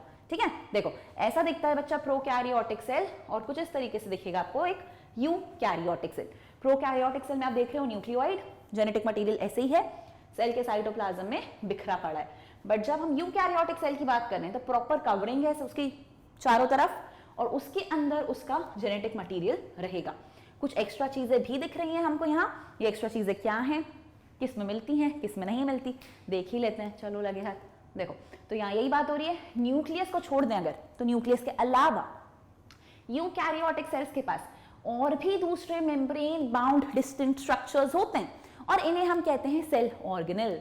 इन्हें हम कहते हैं सेल ऑर्गेनेल। जैसे ह्यूमन बॉडी है, ब्रेन के अलावा बाकी दूसरे ऑर्गन्स भी तो हैं, वैसे ही एक सेल में न्यूक्लियस के अलावा दूसरे छोटे छोटे ऑर्गन जैसे स्ट्रक्चर्स भी तो हैं, उन्हीं को हम बुला रहे हैं बच्चा सेल ऑर्गेनेल्स। अब ये जो सेल ऑर्गेनेल्स हैं इनके बाहर भी अपनी अपनी एक मेम्ब्रेन है, मतलब ये भी साइटोप्लाज्म में इनका कंटेंट ऐसे ही नहीं है, इनको भी सराउंड करके रखने वाला मेम्ब्रेन प्रेजेंट है। तो ऐसे कौन कौन से हैं भाई जिनके पास मेम्ब्रेन है, ये देखना है हमको। सबसे पहले अगर हम किसी की बात करेंगे तो वो है एंडोप्लाज्मिक रेटिकुलम यानी ER। तो एंडोप्लाज्मिक रेटिकुलम अगेन एक ऐसा सेल ऑर्गेनल, तो अगर मान लो ये न्यूक्लियस था तो यहां पर आप देखोगे कि इसके बाद ER दिखेगा आपको। तो एंडोप्लाज्मिक रेटिकुलम अगेन कैसा होगा, मेम्ब्रेन बाउंड सेल ऑर्गेनल होगा। तो इसकी सराउंडिंग में भी इसकी खुद की मेम्ब्रेन होगी, और उसके अंदर फिर उसके रिएक्शंस चलेंगे। उसके बहुत सारे काम है, हम देखेंगे, कुछ बनाता रहता है वो, कुछ ट्रांसपोर्ट करता है। So will talk about it but later. इसके अलावा आपको दिखेगा गोल्गी कॉम्प्लेक्स। तो आपको यहाँ पर फिर कुछ और मेम्ब्रेन बाउंड स्ट्रक्चर्स दिखाई देंगे जिन्हें हम गोल्गी कॉम्प्लेक्स बुलाते हैं। फिर आपको दिखाई देंगे इन्हीं के पास में छोटे छोटे से स्ट्रक्चर्स जिन्हें हम कहते हैं लाइजोसोम्स। इनके अलावा आपको दिखाई देंगे माइटोकॉन्ड्रिया, तो ये भी मेम्ब्रेन बाउंड स्ट्रक्चर हैं भैया। और इनके अलावा आपको दिखाई देंगी छोटी छोटी माइक्रोबॉडीज, और साथ साथ दिखाई देंगे वैक्यूल। ठीक है, साथ साथ दिखाई देंगे वैक्यूल। तो जो भी यूकैरियोटिक सेल है उसके पास वेल मेम्ब्रेन बाउंड न्यूक्लियस तो है ही, प्लस काफी सारी मेम्ब्रेन बाउंड सेल ऑर्गेनल्स भी होती हैं, काफी सारी मेम्ब्रेन बाउंड सेल ऑर्गेनल्स भी होती हैं। पर जब हम प्रोकैरियोटिक सेल्स की बात करते हैं ना, तो उनमें हमें कुछ नहीं देखने को मिलता। भाई जिसके पास न्यूक्लियस ही नहीं है मेम्ब्रेन बाउंड, वो बाकी चीजें क्या रखेगा, उसकी इतनी कैपेसिटी ही नहीं है, वो इतना डेवलप्ड ही नहीं है कि वो इन सारी ऑर्गेनल्स को रख पाए। तो उसके अंदर आपको ये सारे स्ट्रक्चर्स नहीं मिलेंगे बच्चा, आपको वहां पर सिर्फ ऐसा बस जेनेटिक मटेरियल मिलेगा। और ये बाकी जितनी भी सेल ऑर्गेनल्स की हमने ऊपर बात की, इनमें से एक भी नीचे वालों में नहीं होगा। तो प्रोकैरियोटिक सेल में ना आपको ER मिलेगा, ना गोल्गी बॉडी, ना लाइजोसोम, ना माइटोकॉन्ड्रिया, ना माइक्रोबॉडीज और ना ही वैक्यूल। तो ऐसा कोई भी सेल ऑर्गेनल प्रोकैरियोटिक सेल्स यानी बैक्टीरिया में नहीं होता है, बैक्टीरिया में नहीं होता है। तो सिर्फ और सिर्फ बैक्टीरिया ही है बच्चों, किंगडम मोनेरा एक लौती ऐसी किंगडम जिसमें प्रोकैरियोटिक सेल्स है। और किसी भी प्रोकैरियोट में क्या क्या नहीं मिलने वाला है, कोई भी मेम्ब्रेन बाउंड ऑर्गेनल नहीं मिलने वाला है, मेम्ब्रेन बाउंड न्यूक्लियस नहीं मिलने वाला है। फिर क्या मिलेगा मैम, भैया उसके अलावा अगर कुछ मिल सकता है न्यूक्लियोइड के अलावा, तो वो है राइबोसोम्स। और राइबोसोम्स ध्यान से सुन लो, नॉन मेम्ब्रेन बाउंड होते हैं, मतलब राइबोसोम्स के बाहर कोई मेम्ब्रेन नहीं होती। तो ribosomes non membrane bound cell organelles हैं। तो चलो एक काम करते हैं, दूसरे कलर से बना लेते हैं भाई। ये देखो, तो इस तरीके से कुछ राइबोसोम्स मिलेंगे। ठीक है, तो ये जो राइबोसोम्स आपको दिखाई देंगे, ये क्या है, इनके सराउंडिंग में कोई कवरिंग दिखाई नहीं दे रही है। तो दोनों टाइप के सेल्स में मिलते हैं, प्रोकैरियोटिक और यूकैरियोटिक। पर जब ये मिलते हैं तो किस तरीके के होते हैं, नॉन मेम्ब्रेन बाउंड रहते हैं। तो कोई भी मेम्ब्रेन प्रेजेंट नहीं रहती, नॉन मेम्ब्रेन बाउंड रहेंगे ये लोग। ठीक है, नॉन मेम्ब्रेन बाउंड रहेंगे। तो ribosomes are non membrane bound cell organelles and they are found in all the cells, चाहे वो प्रोकैरियोटिक हो या फिर वो हो यूकैरियोटिक। तो सारे सेल के साइटोप्लाज्म में तो है ही, सारे सेल के साइटोप्लाज्म में तो है ही, बट साइटोप्लाज्म के अलावा दूसरे सेल ऑर्गेनल्स के ऊपर या अंदर भी हो सकते हैं। क्या बोला मैंने, मैंने कहा कि सारे साइटोप्लाज्म में तो है ही, बट सेल के ऑर्गेनल्स के ऊपर या फिर अंदर भी हो सकते हैं। चलो देखें भाई कहाँ है। तो देखो, बात करेंगे अगर ईआर की, बात करेंगे बच्चा अगर ईआर की, तो ये मेरा एंडोप्लाज्मिक रेटिकुलम था मान लेते हैं, ठीक है। तो एंडोप्लाज्मिक रेटिकुलम के ऊपर मिलेंगे, एंडोप्लाज्मिक रेटिकुलम के ऊपर मिलेंगे।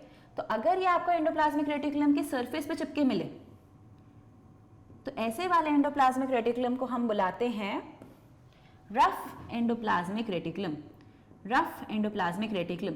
क्योंकि जब हम इसको माइक्रोस्कोप में देखते हैं ना, तो ये भुरभुरा सा दिखता है, मतलब दरदरा सा, तो कोई भी चीज चिकनी नहीं है, स्मूथ नहीं है, तो उसे रफ कहते हैं। तो यहाँ पर क्या दिखेगा, यहाँ पर आपको दिखाई देगा राइबोसोम ईआर से अटैच्ड, और ये अगर राइबोसोम ईआर से अटैच्ड है तो ये कहलाता है रफ एंडोप्लाज्मिक रेटिकुलम।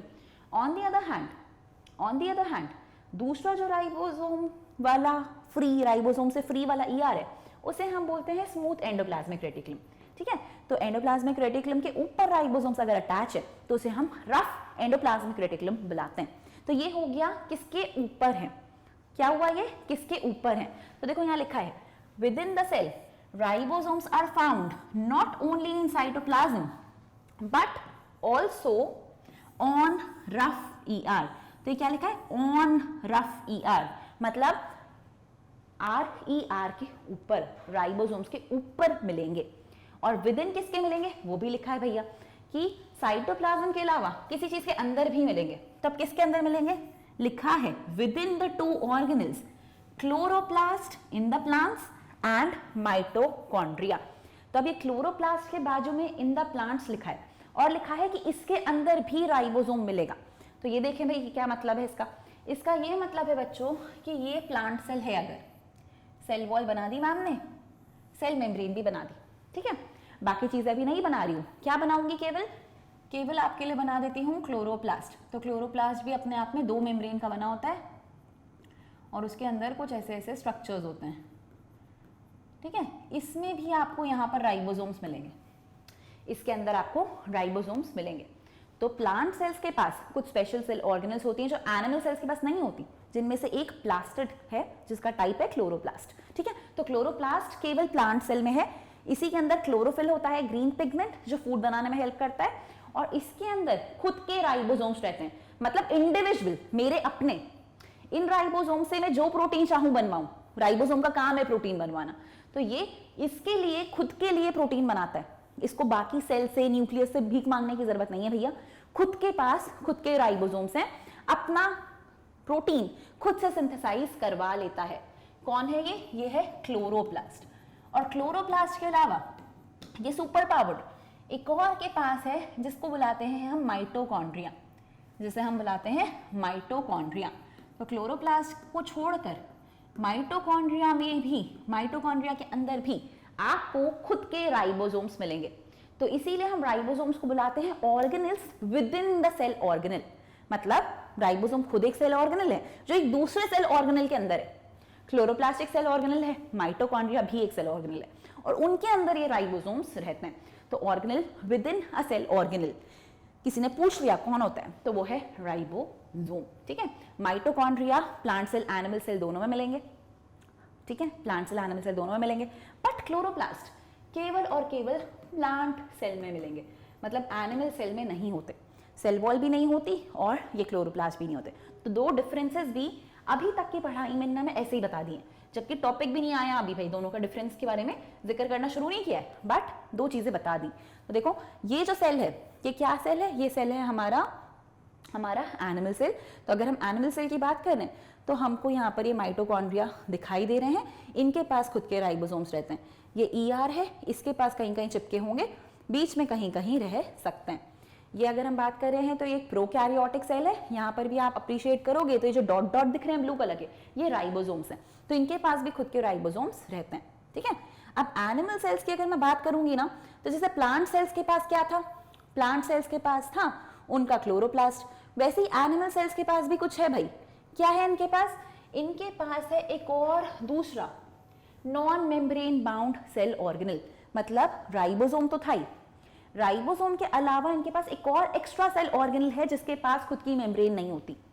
वाह भाई वाह, मतलब ये मेरा अगर एनिमल सेल है, ठीक है, ये हमारा एक बढ़िया सा न्यूक्लियस था बच्चों, तो ये हमारा एक बढ़िया सा न्यूक्लियस था। चलो इस बार क्रोमोसोम बना लेते हैं।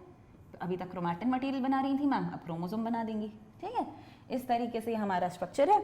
इसके अलावा क्या क्या है, एंडोप्लाज्मिक रेटिकुलम है मैम, आप ही ने कहा, तो ऐसे ऐसे एंडोप्लाज्मिक रेटिकुलम बना दो थोड़ा बहुत, यहाँ ऐसे ER चलो बना दो, रफ वाले में राइबोसोम चिपका दो मैम। और आप एक काम करो, आपने हमें कहा माइटोकॉन्ड्रिया, तो आप माइटोकॉन्ड्रिया बना दो, उसके अंदर भी राइबोसोम चिपका दो, बाहर भी 1-2 राइबोसोम रख ही दो, याद रहेगा ना हमें कि इतनी सारी हम बात कर चुके। अब इसके अलावा क्या बात कर रहे हैं कि इन राइबोसोम्स के अलावा एक और दूसरा स्ट्रक्चर है जिसके पास मेम्ब्रेन नहीं है। अब ये जो स्ट्रक्चर है ना, इस स्ट्रक्चर को हम बुलाते हैं सेंट्रोजोम। क्या बुलाते हैं, सेंट्रोजोम। और ये जो सेंट्रोजोम है ये बना रहता है 2 सेंट्रियोल से। तो ये जो 2 आपको दिख रहे हैं ये दोनों है सेंट्रियोल्स, 2 सेंट्रियोल्स का बना रहता है एक सेंट्रोजोम। और ये एक ऐसा सेल ऑर्गेनल है जो केवल और केवल एनिमल सेल्स में मिलेगा, केवल और केवल एनिमल सेल्स में मिलेगा। एनिमल सेल्स में मिलता है, सेल डिवीजन में एनिमल सेल्स की हेल्प करता है, प्लांट सेल्स में नहीं होगा। तो प्लांट सेल्स में सेल डिवीजन में हेल्प करने के लिए कुछ एक्स्ट्रा चीज नहीं है, बट एनिमल सेल्स के पास बेटा सेंट्रोजोम है, एनिमल सेल्स के पास सेंट्रोजोम है। और ये क्या है, ये एक और है, मतलब इनके पास 2 हैं। जबकि प्लांट सेल्स के पास कितने हैं, एक ही non membrane bound cell organelle है जो है राइबोसोम, बट एनिमल सेल्स के पास 2 हैं। एक राइबोसोम तो था ही, एक सेंट्रोजोम एक्स्ट्रा है, एक सेंट्रोजोम एक्स्ट्रा है। सो सेंट्रोजोम हेल्प करेगा in division of the cell, ठीक है, सेल डिवीजन में मदद करेगा। अब इसके बाद अगर हम बात करेंगे ना, तो सारे सेल्स बेटा सेम साइज सेम शेप के नहीं होते, ठीक है, सबका सेम काम नहीं होता। तो सेल का क्या फंक्शन है, सेल एक मल्टीसेलुलर ऑर्गेनिज्म की बॉडी में क्या फंक्शन परफॉर्म कर रहा है, उस बेसिस पे उसका शेप साइज डिसाइड होता है, ठीक है। So the shape and size of the cell is dependent on what function it is performing. तो क्या काम करना है उस बेसिस पे उसने अपने फंक्शन को बदल के रखा होगा। जैसे कि अगर हम बात करेंगे माइकोप्लाज्मा की, तो माइकोप्लाज्मा क्या है, माइकोप्लाज्मा एक बहुत छोटा सा सेल है, एक सिंगल सेल ऑर्गेनिज्म है। तो अब ये तो एक ही ऑर्गेनिज्म है, तो भैया इसमें तो एक ही सेल है। बट अगर मैं ह्यूमन बॉडी की बात कर लेती हूँ, चलो अगर मैं ह्यूमन बॉडी की बात करूँ तो मैं एक एनिमल हूँ, बिल्कुल हूँ यार, एनिमल किंगडम को बिलोंग करती हूँ, हाईएस्ट कैटेगरी ऑफ एनिमल हूँ, प्राउड है, ठीक है। तो हम एनिमल हैं, social animals, the only animals with self consciousness, जिनको अपने बारे में अवेयरनेस है। तो हम एनिमल्स हैं, हमारे पास एनिमल सेल्स हैं, ठीक है, एनिमल सेल्स हैं। अब कुछ एनिमल सेल्स मेरी स्किन बना रहे हैं, मेरी कुछ एनिमल सेल्स मेरी चीक बना रहे हैं, कुछ एनिमल सेल्स ने आई स्क्लेरा व्लेरा बनाई है, कुछ ने अंदर मेरा हार्ट बनाया है, कुछ ने ब्लड बनाया है। तो किसको क्या काम करना था उस हिसाब से हर सेल का शेप अलग है, हर सेल का शेप अलग है। तो मेरे पास नर्व सेल्स हैं जो काफी लंबे लंबे हैं। ऑन द कॉन्ट्ररी मेरे पास ऐसे भी सेल्स हैं आरबीसी टाइप के जो छोटे छोटे से हैं, छोटे छोटे से हैं, स्फेरिकल से। तो क्या काम करते हैं सेल्स, उस बेसिस पे बच्चा इनका शेप डिसाइडेड रहता है। जैसे मेरी बॉडी में मिलने वाले सारे सेल्स हैं ये, सो ये आरबीसीज, ये कैसे दिख रहे हैं आपको, ये आपको दिखेंगे लगभग 7 माइक्रोमीटर्स इन डायमीटर के, आपको दिखेंगे ये डिस्क शेप के बायकॉन्केव स्ट्रक्चर्स विदाउट न्यूक्लियस रहते हैं ये। तो ये है रेड ब्लड सेल्स यानी इरिथ्रोसाइट्स, जिन्हें हम आरबीसी कहते हैं।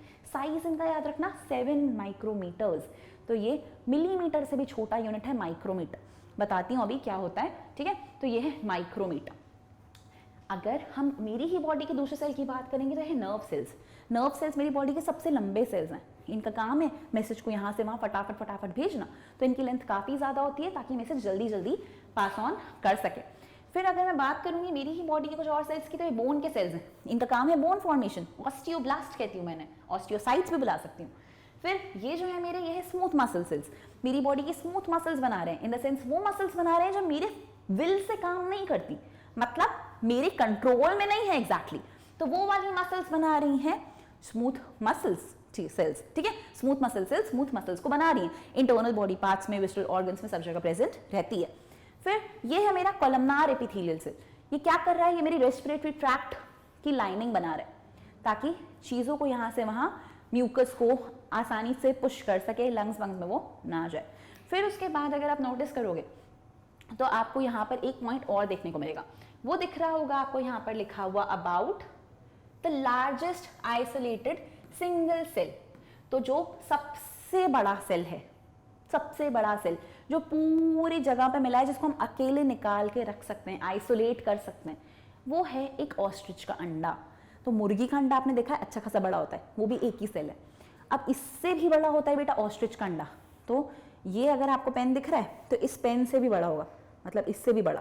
तो इतना बड़ा सा एक अकेला सिंगल सेल होता है, एक अकेला सेल। बाकी सेल तो आंखों से दिखने को भी तैयार नहीं है, और ये है कि इतना बड़ा है, लगभग 15 × 12 सेंटीमीटर के आसपास इसका साइज होता है। तो ये इतना लंबा चौड़ा एक सिंगल सेल है। तो ये लार्जेस्ट आइसोलेटेड सिंगल सेल है, जिसे हम कहते हैं ऑस्ट्रिच एग। ठीक है, फिर क्या है, मल्टी सेलुलर ऑर्गेनिजम्स की बात करें तो ह्यूमन रेड ब्लड सेल्स हैं, 7 माइक्रोमीटर इन डायमीटर होता है। नर्व सेल्स हैं जो हमारी बॉडी के लॉन्गेस्ट सेल्स होते हैं। जितने भी सेल्स आपको दिखेंगे ये सब शेप में वेरी करेंगे, कोई डिस्क शेप का है, कोई पॉलीगोनल है, कोई कॉलमनार है, कोई क्यूबॉइडल है, कोई थ्रेड लाइक है, और कुछ इरेगुलर है। तो इनका क्या शेप है वो डिपेंड करता है बेटा on what function they perform. It's a very very important line. इनका क्या शेप है, it depends on the function they are performing. So all the cells are of different shapes and sizes because they are performing different functions, because they are performing different functions. Now let us talk about this. ये जो आपको दिखाई दे रहा है ये है हमारा mycoplasma. अब माइकोप्लाज्मा क्या है, mycoplasma is the smallest cell, smallest पूरे लिविंग वर्ल्ड में सबसे छोटा लिविंग सेल अगर कोई है तो वो माइकोप्लाज्मा है।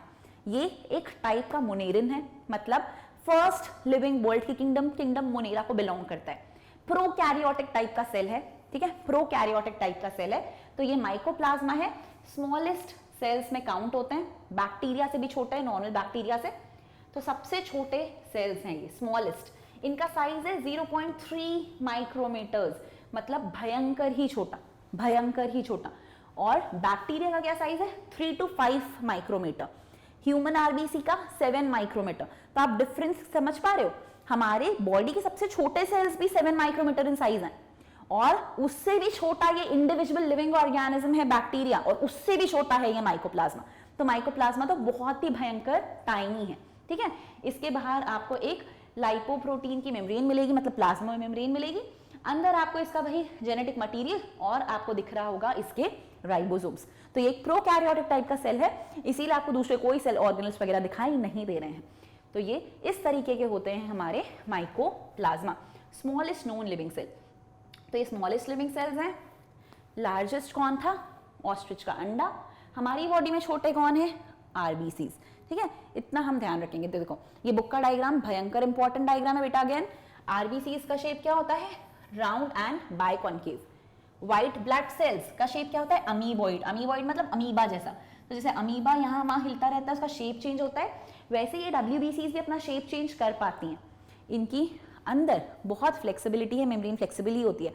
तो साइटोप्लाज्म के मूवमेंट के कारण ये लोग अपना शेप चेंज करते रहते हैं। इनके पास खुद का न्यूक्लियस होता है, इसे लोब में प्रेजेंट हो सकता है। आरबीसीज के पास न्यूक्लियस भी नहीं होता। फिर हम बात करेंगे कॉलमनार एपिथेलियल सेल्स की। तो ये कॉलमनार है, मतलब ये लॉन्ग है, पतले पतले हैं, नैरो हैं, पिलर लाइक हैं। फिर हम बात कर रहे हैं अगर नर्व सेल्स की, तो नर्व सेल्स आपके इस तरीके से लॉन्ग और ब्रांच्ड होते हैं। अगर हम प्लांट सेल्स की बात करेंगे तो ये दोनों प्लांट सेल्स हैं। अब ये दोनों कौन है, एक है हमारा ट्रैकीड। ट्रैकीड क्या होता है, ट्रैकीड होता है जाइलम का एक सेल। तो अब अगर आप लोग को जाइलम थोड़ा बहुत याद है, जाइलम अगर आपको थोड़ा बहुत याद है तो आपको पता होगा शायद कि जाइलम करता है प्लांट्स में वाटर और मिनरल का ट्रांसपोर्ट। क्या कराता है, वाटर और मिनरल का ट्रांसपोर्ट। तो जाइलम प्लांट का कंडक्टिंग टिश्यू है, बेसिकली रिस्पॉन्सिबल फॉर कंडक्टिंग और ट्रांसपोर्टिंग वाटर एंड मिनरल्स। तो जो रूट ने अब्सॉर्ब किए होंगे वाटर एंड मिनरल्स, उनको लीफ तक लेके जाने का काम स्टेम के थ्रू जाइलम का है। तो जाइलम के पास कुछ 4 टाइप के सेल्स होते हैं, इसीलिए जाइलम को हम कॉम्प्लेक्स परमानेंट टिश्यू कहते हैं। ठीक है, पढ़ेंगे हम ये भी, इसे हम कॉम्प्लेक्स परमानेंट टिश्यू कहते हैं जाइलम। जाइलम के अंदर कुछ 4 अलग अलग टाइप के सेल्स हैं, जिनमें से एक जाइलम ट्रैकीड होता है। तो ये ट्रैकीड देखो ऐसा होता है, कॉर्नर से टेपरिंग, मतलब कॉर्नर से पतला और बीच में से थोड़ा सा मोटा। तो इस तरीके का होता है आपका ट्रैकीड। प्लांट सेल है इसीलिए सेल वॉल भी बना देंगे, और यहाँ पर बीच बीच में कहीं गड्ढे रहते हैं तो परफोरेशंस रहेंगे। तो इस तरीके का लंबा सा टेपरिंग सा एलोंगेटेड सा होगा ट्रैकीड। इनकी बात करोगे तो ये कौन है, ये है मीजोफिल सेल्स। मीजोफिल सेल्स को तो भाई 10th क्लास में पढ़ा था, है ना। 10th क्लास में अगर पढ़ा था, अगर थोड़ी बहुत ईमानदारी से पढ़ा था तो पढ़ा होगा, क्या पढ़ा होगा, लीफ का स्ट्रक्चर। तो लीफ का स्ट्रक्चर पढ़ा होगा बच्चा, तो देखा होगा कि लीफ के ऊपर एपिडर्मिस रहती है, नीचे भी एपिडर्मिस रहती है, बीच बीच में काफ़ी सारे गड्ढे रहते हैं, स्टोमेटा बुलाते थे। फिर यहाँ पर कुछ सेल्स होते थे ऐसे लंबे लंबे वाले, और यहाँ पर ऐसे गोल गोल वाले। तो ये जो सेल्स थे, ये वाले जो प्लांट सेल्स थे, ये वाले सेल्स थे बेटा मीजोफिल सेल्स। ये वाले सेल्स होते हैं हमारे मीजोफिल सेल्स। और मीजोफिल सेल्स क्या करते हैं, मीजोफिल सेल्स होते हैं वो पैरेन्काइमेटस सेल्स जिनके अंदर प्रेजेंट होता है बहुत सारा क्लोरोप्लास्ट। तो बहुत सारे क्लोरोप्लास्ट को कंटेन करने वाले पैरेन्काइमा सेल्स को हम मीजोफिल सेल्स बुलाते हैं। मीजोफिल सेल्स आपको खास तौर पे एक ही जगह में मिल रहे हैं, दैट इज लीफ, और इनका काम है फोटोसिंथेसिस करना। तो प्लांट्स में mesophyll cells you'll find in the leaf and they will be responsible for performing the function of photosynthesis। ठीक है, तो ये आपके लिए फोटोसिंथेसिस का काम कर रहे होंगे। So this is exactly how it is going to look like। अब ये कुछ इंपॉर्टेंट से पॉइंट्स हैं जिससे प्रीवियस ईयर्स में क्वेश्चन आ चुके हैं, तो उनको भी देख लेते हैं। देखो यहाँ पर एक क्वेश्चन पूछा जाएगा आपसे, स्मॉलेस्ट सेल कौन सा है, तो आपको पता होना चाहिए, बुक में भी लिखा है कि स्मॉलेस्ट सेल जो है वो है माइकोप्लाज्मा। इसे हम PPLO भी कहते हैं, प्लूरो निमोनिया लाइक ऑर्गेनिज्म, और इसका पूरा नाम है माइकोप्लाज्मा गैलीसेप्टिकम। इसका जो साइज है वो है 0.1 माइक्रोमीटर या 0.1 माइक्रोन। फिर जो हमारा लार्जेस्ट सेल है वो है ऑस्ट्रिच का एग, लगभग है इसका diameter 6 inches with the shell. तो बाहर एक शेल होता है कैल्शियम कार्बोनेट का, उसके साथ मिलाकर इसका डायमीटर लगभग 6 इंचेस है। फिर एक और है हमारे पास जिसका नाम है एसिटाब्युलेरिया। ये एक यूनिसेल्युलर ग्रीन एल्गे है जिसका साइज होता है लगभग 10 सेंटीमीटर इन लेंथ। तो ये एक यूनिसेल्युलर ग्रीन एल्गे है एसिटाब्युलेरिया। क्या साइज है लगभग इसका, 10 सेंटीमीटर इन लेंथ। फिर अगर आप एनिमल्स की बात करोगे बेटा, तो जो हमारे नर्व फाइबर्स हैं ये लॉन्गेस्ट होते हैं, 90 सेंटीमीटर से लेकर 1 मीटर लंबे भी हो सकते हैं। तो ये कुछ साइजेस के हिसाब से आपको ध्यान रखने पड़ेंगे कौन कौन से हमारे पास सेल्स हैं। ठीक है, कौन कौन से हमारे पास सेल्स हैं। तो इतनी चीज अगर हम समझ चुके हैं तो मतलब हमने बेसिक आज की क्लास का जो हमारा टॉपिक था वो कवर कर लिया। ठीक, आज की क्लास का टॉपिक हमने कवर कर लिया। अब इससे रेलेवेंट क्वेश्चन सॉल्व करने का टाइम आ चुका है। तब हम करेंगे इससे रेलेवेंट क्वेश्चन सॉल्व, और आप करोगे आपका प्रेजेंस ऑफ माइंड और आपका नॉलेज चेक। जी, ये हम हर क्लास में करेंगे। जो पढ़ेंगे तुरंत उसके क्वेश्चंस देखेंगे, ताकि आपको एक क्लैरिटी होनी चाहिए कि इतना सारा हम पढ़ क्यों रहे हैं, या फिर आपको लग रहा होगा इतना इजी तो था, इससे क्या क्वेश्चन आएगा। तो ये जो चीज़ है ना, ये तभी बनेगी बेटा जब हम क्वेश्चंस देखेंगे, तब हम देखेंगे इस टॉपिक के हमारे क्वेश्चंस। तो चैनल को सब्सक्राइब कर लेना, बेल आइकन को हिट कर लेना, ताकि आपसे आपका कोई भी लाइव लेक्चर, कोई भी अपलोड मिस ना हो। ठीक है, ऐप पे ऑलरेडी जूनियर क्लासेस के वीडियोस वगैरह भी अपलोडेड हैं, 12th क्लास की मैथमेटिक्स के वीडियोस वगैरह भी अपलोडेड है। तो अपने फ्रेंड्स को रिकमेंड करना कि उनको भी देखें, ताकि उनकी भी कुछ हेल्प हो जाए। फ्राइडेस एक ऐसा प्लेटफॉर्म है जो ऑलरेडी अपने पेड सब्सक्रिप्शन में काफ़ी सक्सेसफुल है। एक लौता ऐसा प्लेटफॉर्म है जो उल्टा चल रहा है। ठीक है, बाकी लोग क्या करते हैं, पहले यूट्यूब पे आते हैं, फ्री वीडियोस डालते हैं, फिर वहाँ से क्राउड कैप्चर करते हैं। बट हमें ऐसा कुछ नहीं करना है, हम हमारी वो चीज़ ऑलरेडी कर चुके हैं, अच्छा खासा कस्टमर बेस है अब हमारे पास, तो हमें आपसे कुछ एक्स्ट्रा नहीं चाहिए। यहाँ पर अगर हम हैं तो हम हैं यहाँ पर आपको कंप्लीट फ्री विदाउट एनी स्वार्थ वाली नॉलेज प्रोवाइड करने। तो हम केवल और केवल यहाँ आपको फ्री नीट पढ़ाने के लिए हैं, जो हम आपको फ्री पढ़ा रहे हैं। पर उसके बाद भी अगर किसी बच्चे को ऐसा लगता है कि नहीं, यहाँ तो मैं पढ़ ही रहा हूँ, मुझे इंडिविजुअल अटेंशन चाहिए, तो वो बिल्कुल सब्सक्रिप्शन के लिए जा सकते हैं, जिसका भी बेयर मिनिमल कॉस्ट है, आपको मैं ऑलरेडी बता चुकी हूँ। बट वो एकदम ऑप्शनल है बेटा, कोई ज़रूरी नहीं है अगर आप नहीं चाहते हो तो। यहाँ पर आपकी पढ़ाई पूरी होगी, कोई बेईमानी उसके साथ नहीं की जाएगी। ठीक है, तो आपको पेड सब्सक्रिप्शन लेने की ज़रूरत नहीं पड़ेगी अगर आपको लगता है कि आपको पर्सनल इंडिविजुअल अटेंशन नहीं चाहिए तो। बाकी डाउट सॉल्विंग वगैरह सब कुछ आपको इस प्लेटफॉर्म पे, इसी चैनल पे मिल जाया करेगा। अब देखो, इसके बाद हम बात करते हैं पहले ही क्वेश्चन की। पहला क्वेश्चन पूछा है बच्चा, चेक योर कॉन्सेंट्रेशन में मैम ने आपसे क्या पूछा है, मैंने आपसे पूछा है कि बताओ मुझे कॉलम्स ए और बी को मैच करके करेक्ट कॉम्बिनेशन क्या होना चाहिए। तो अभी हमने साइजेस की बात की थी। ठीक है, साइजेस की बात की थी, और क्या बात की थी कि माइकोप्लाज्मा है सबसे छोटा, बैक्टीरिया है उससे थोड़ा बड़ा, आरबीसी है उससे थोड़ा बड़ा, और फिर जो बच गया वो क्या है, एक टिपिकल यूकैरियोटिक सेल का साइज। तो इस तरीके से मैं अपनी नॉलेज के हिसाब से इसको मैच कर लूँगी। अब मुझे बहुत केयरफुली यहाँ पे देखना पड़ेगा कि ए का क्या, बी का क्या, सी का क्या, डी का क्या, ठीक है। तो वो देख लो, ए का ऑप्शन मैंने एन चूज़ किया है तो मेरे पास 2 ऑप्शन है। फिर उसके बाद डी का ऑप्शन मैंने चूज़ किया है एल, तो डी का एल मतलब सी मेरा करेक्ट आंसर है। तो मैं इस तरीके से आंसर्स चूज़ करूँगी, ठीक है। एलिमिनेशन इसमें बहुत अच्छा तरीका रहता है, तो आप एलिमिनेट करके बहुत ईजिली अपने लिए रास्ता ईजी कर सकते हो। नेक्स्ट क्वेश्चन हम देखेंगे, तो नेक्स्ट क्वेश्चन है which of the following is the largest isolated single cell. तो लार्जेस्ट आइसोलेटेड सिंगल कौन है? 10 बार पढ़ लिया मैम, पता ही होगा हमें। क्या है जल्दी बता दो? है सी आंसर, जो कि है ऑस्ट्रिच एग। Very good. इसके बाद है हमारे पास प्लांट सेल एनिमल सेल से डिफर क्यों करता है? प्लांट सेल एनिमल सेल से डिफर क्यों करता है?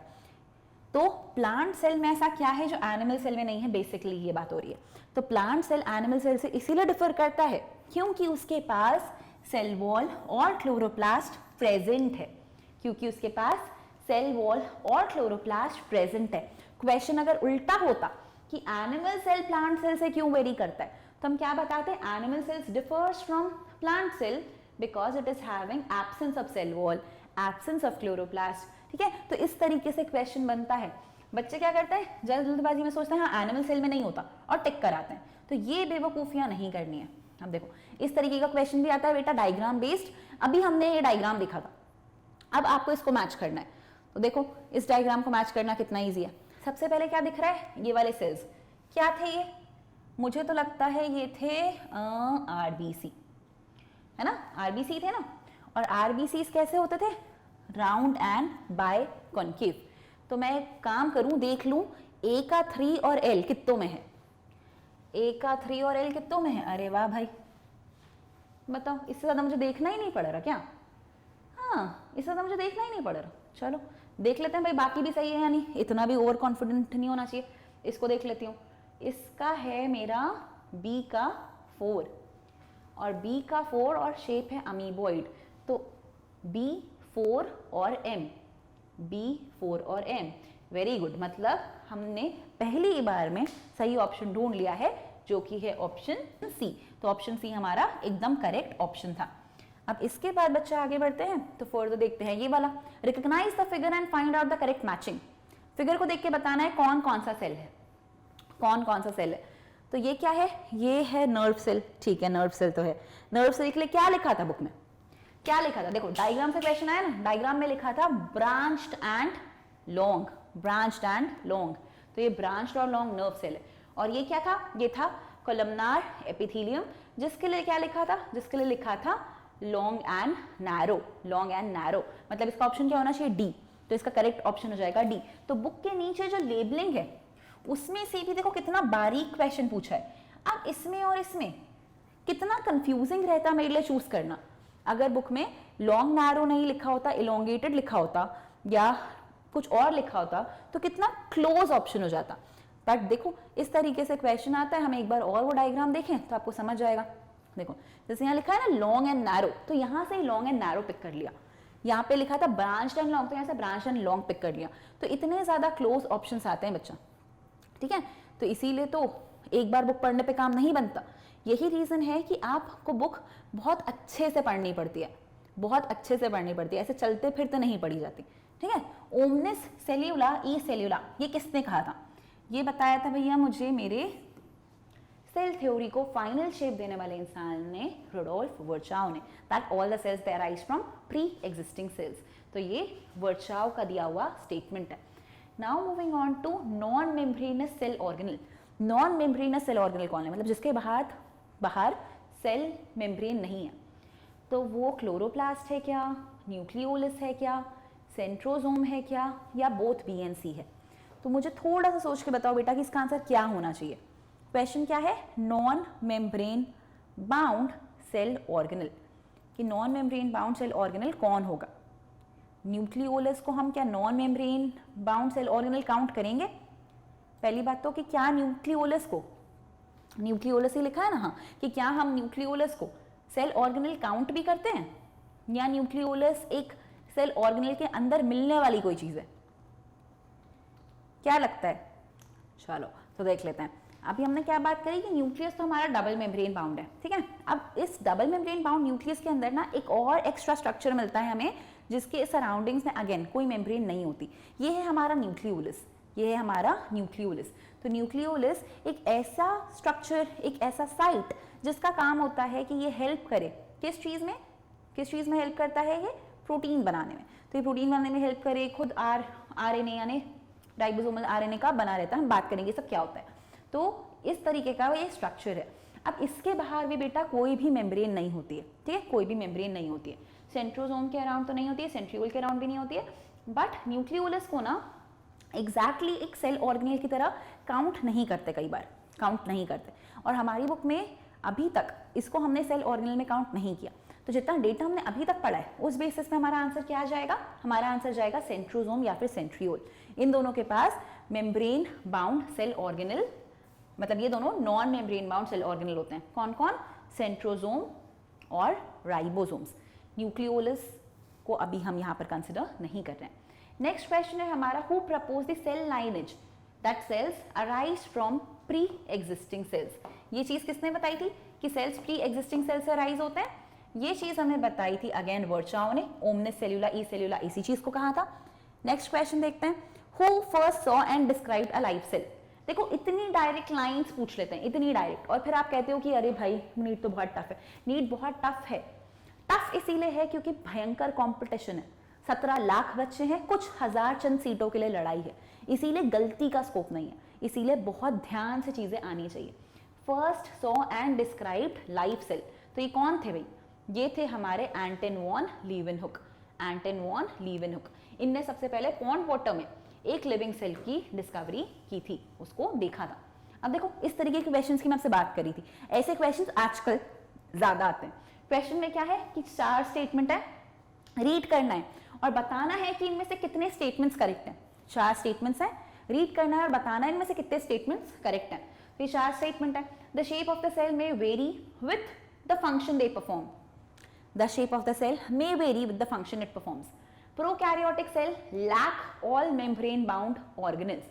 Prokaryotic cells lack all membrane bound organelles. Sheldon, a German botanist, concluded based on his studies on plant tissues that presence of cell wall is a unique character of the plant cell. Based on the studies on plant and animals, Schwann, a British zoologist, proposed the hypothesis that the bodies of animals and plants are composed of cells and products of cells. Sheldon and Schwann modified the hypothesis of Rudolf Virchow and gave the cell theory a final shape. 5 statement guys, you have to choose which 3 are correct. BDE, ACD, ABE, ABD. I'll shift aside, have a look and then decide कि इसमें से क्या correct होना चाहिए, क्या correct होना चाहिए।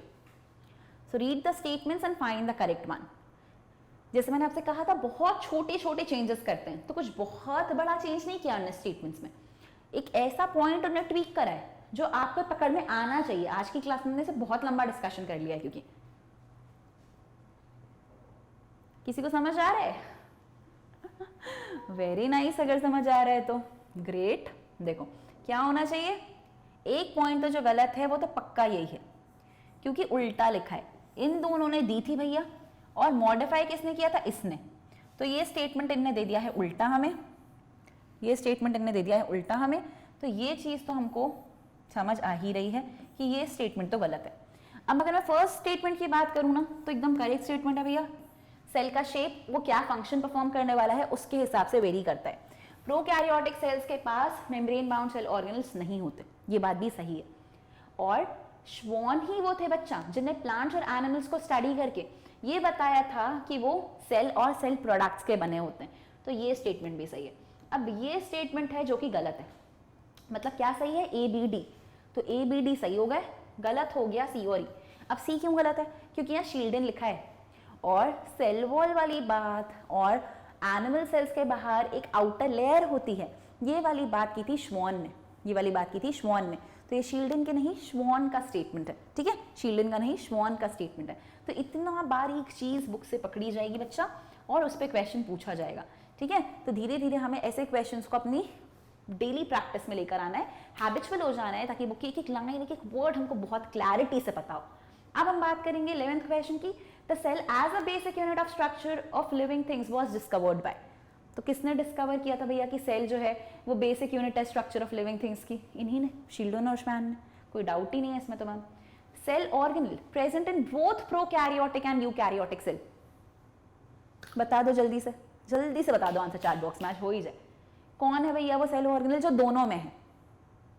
कौन है वो? Non membrane bound cell organelle, ribosome. Exactly, ribosome है ये जो दोनों में है। तो राइबोसोम आपको दोनों में मिलेगा, इसका आंसर अपने आप शील्डन हो जाएगा। नेक्स्ट क्वेश्चन क्या है? नेक्स्ट क्वेश्चन है a cell theory was propounded by. किसने बताई थी? किसी बॉटनिस्ट ने, किसी जूलॉजिस्ट ने, या बॉटनी और जूलॉजिस्ट दोनों ने, या किसी साइकोलॉजिस्ट ने? तो सेल थ्योरी में किसने बताई थी? Cell theory was propounded by a botanist and a zoologist both. तो इसका आंसर क्या हो जाएगा? सी। इसका आंसर हो जाएगा C. Then we'll move on to the next question. A living cell can be best studied by the means of. Question को ध्यान से पढ़ना, क्वेश्चन में क्या लिखा है? A living cell. A living cell, ये मुझे कौन बताएगा? हमने बात की थी कि वो एक माइक्रोस्कोप है, कोई एक माइक्रोस्कोप है जिसमें फिक्सेशन नहीं करना पड़ता, स्टेनिंग नहीं करनी पड़ती। जल्दी से अपने नोट्स देखो और मुझे बताओ देखकर कौन सा वो माइक्रोस्कोप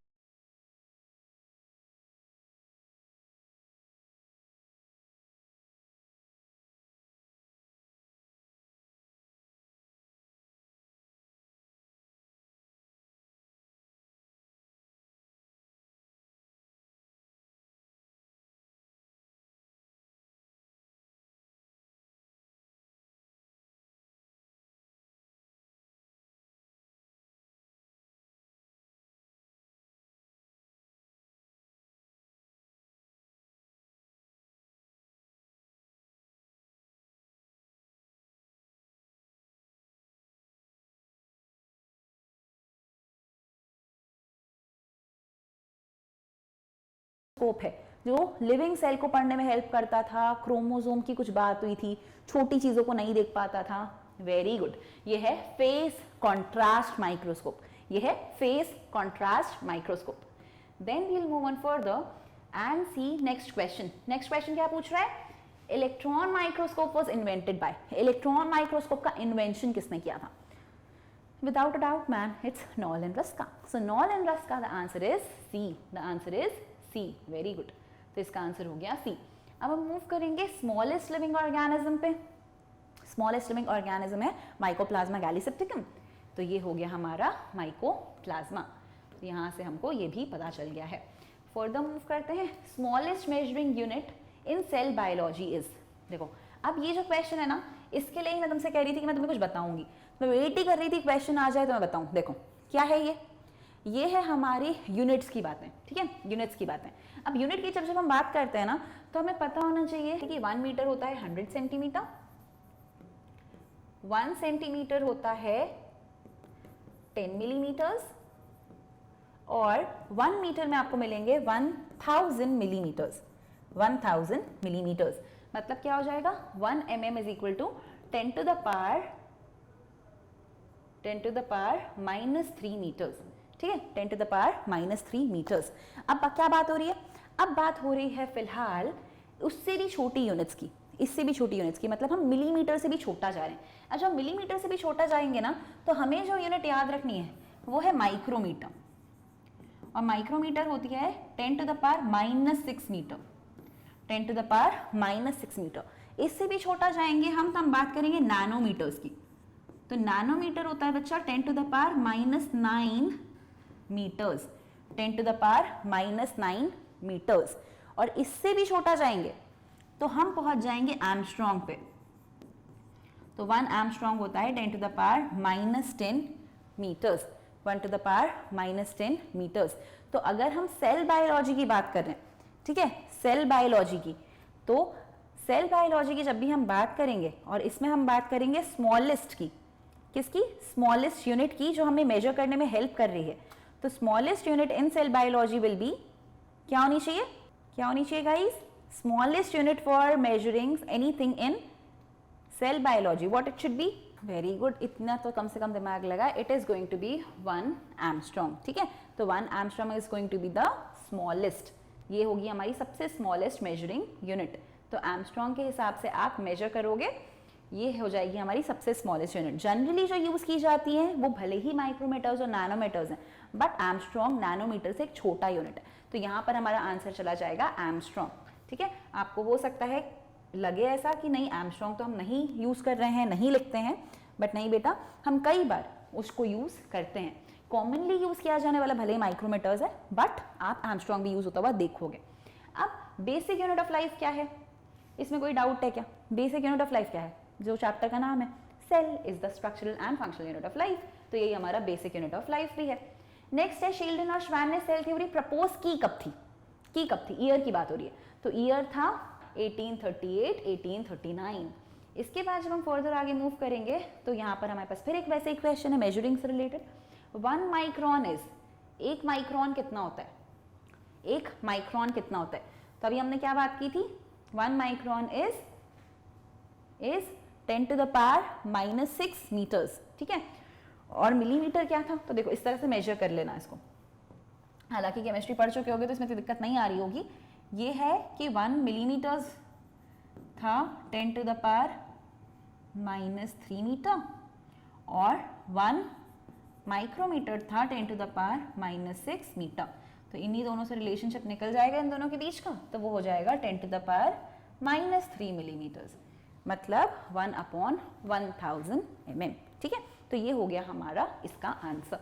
तो यहाँ से एक आधा क्वेश्चन पहले के ज़माने में इस पर भी आया हुआ है, इसीलिए हम फिलहाल इसको भी देख रहे हैं क्योंकि प्रीवियस ईयर्स में पूछा जा चुका है। अब देखो ये क्या क्वेश्चन है, एसर्शन एंड रीजन है। एसर्शन और रीजन आप लोगों ने इससे पहले ज़्यादा सॉल्व नहीं किए होंगे, अभी अभी आप देखोगे।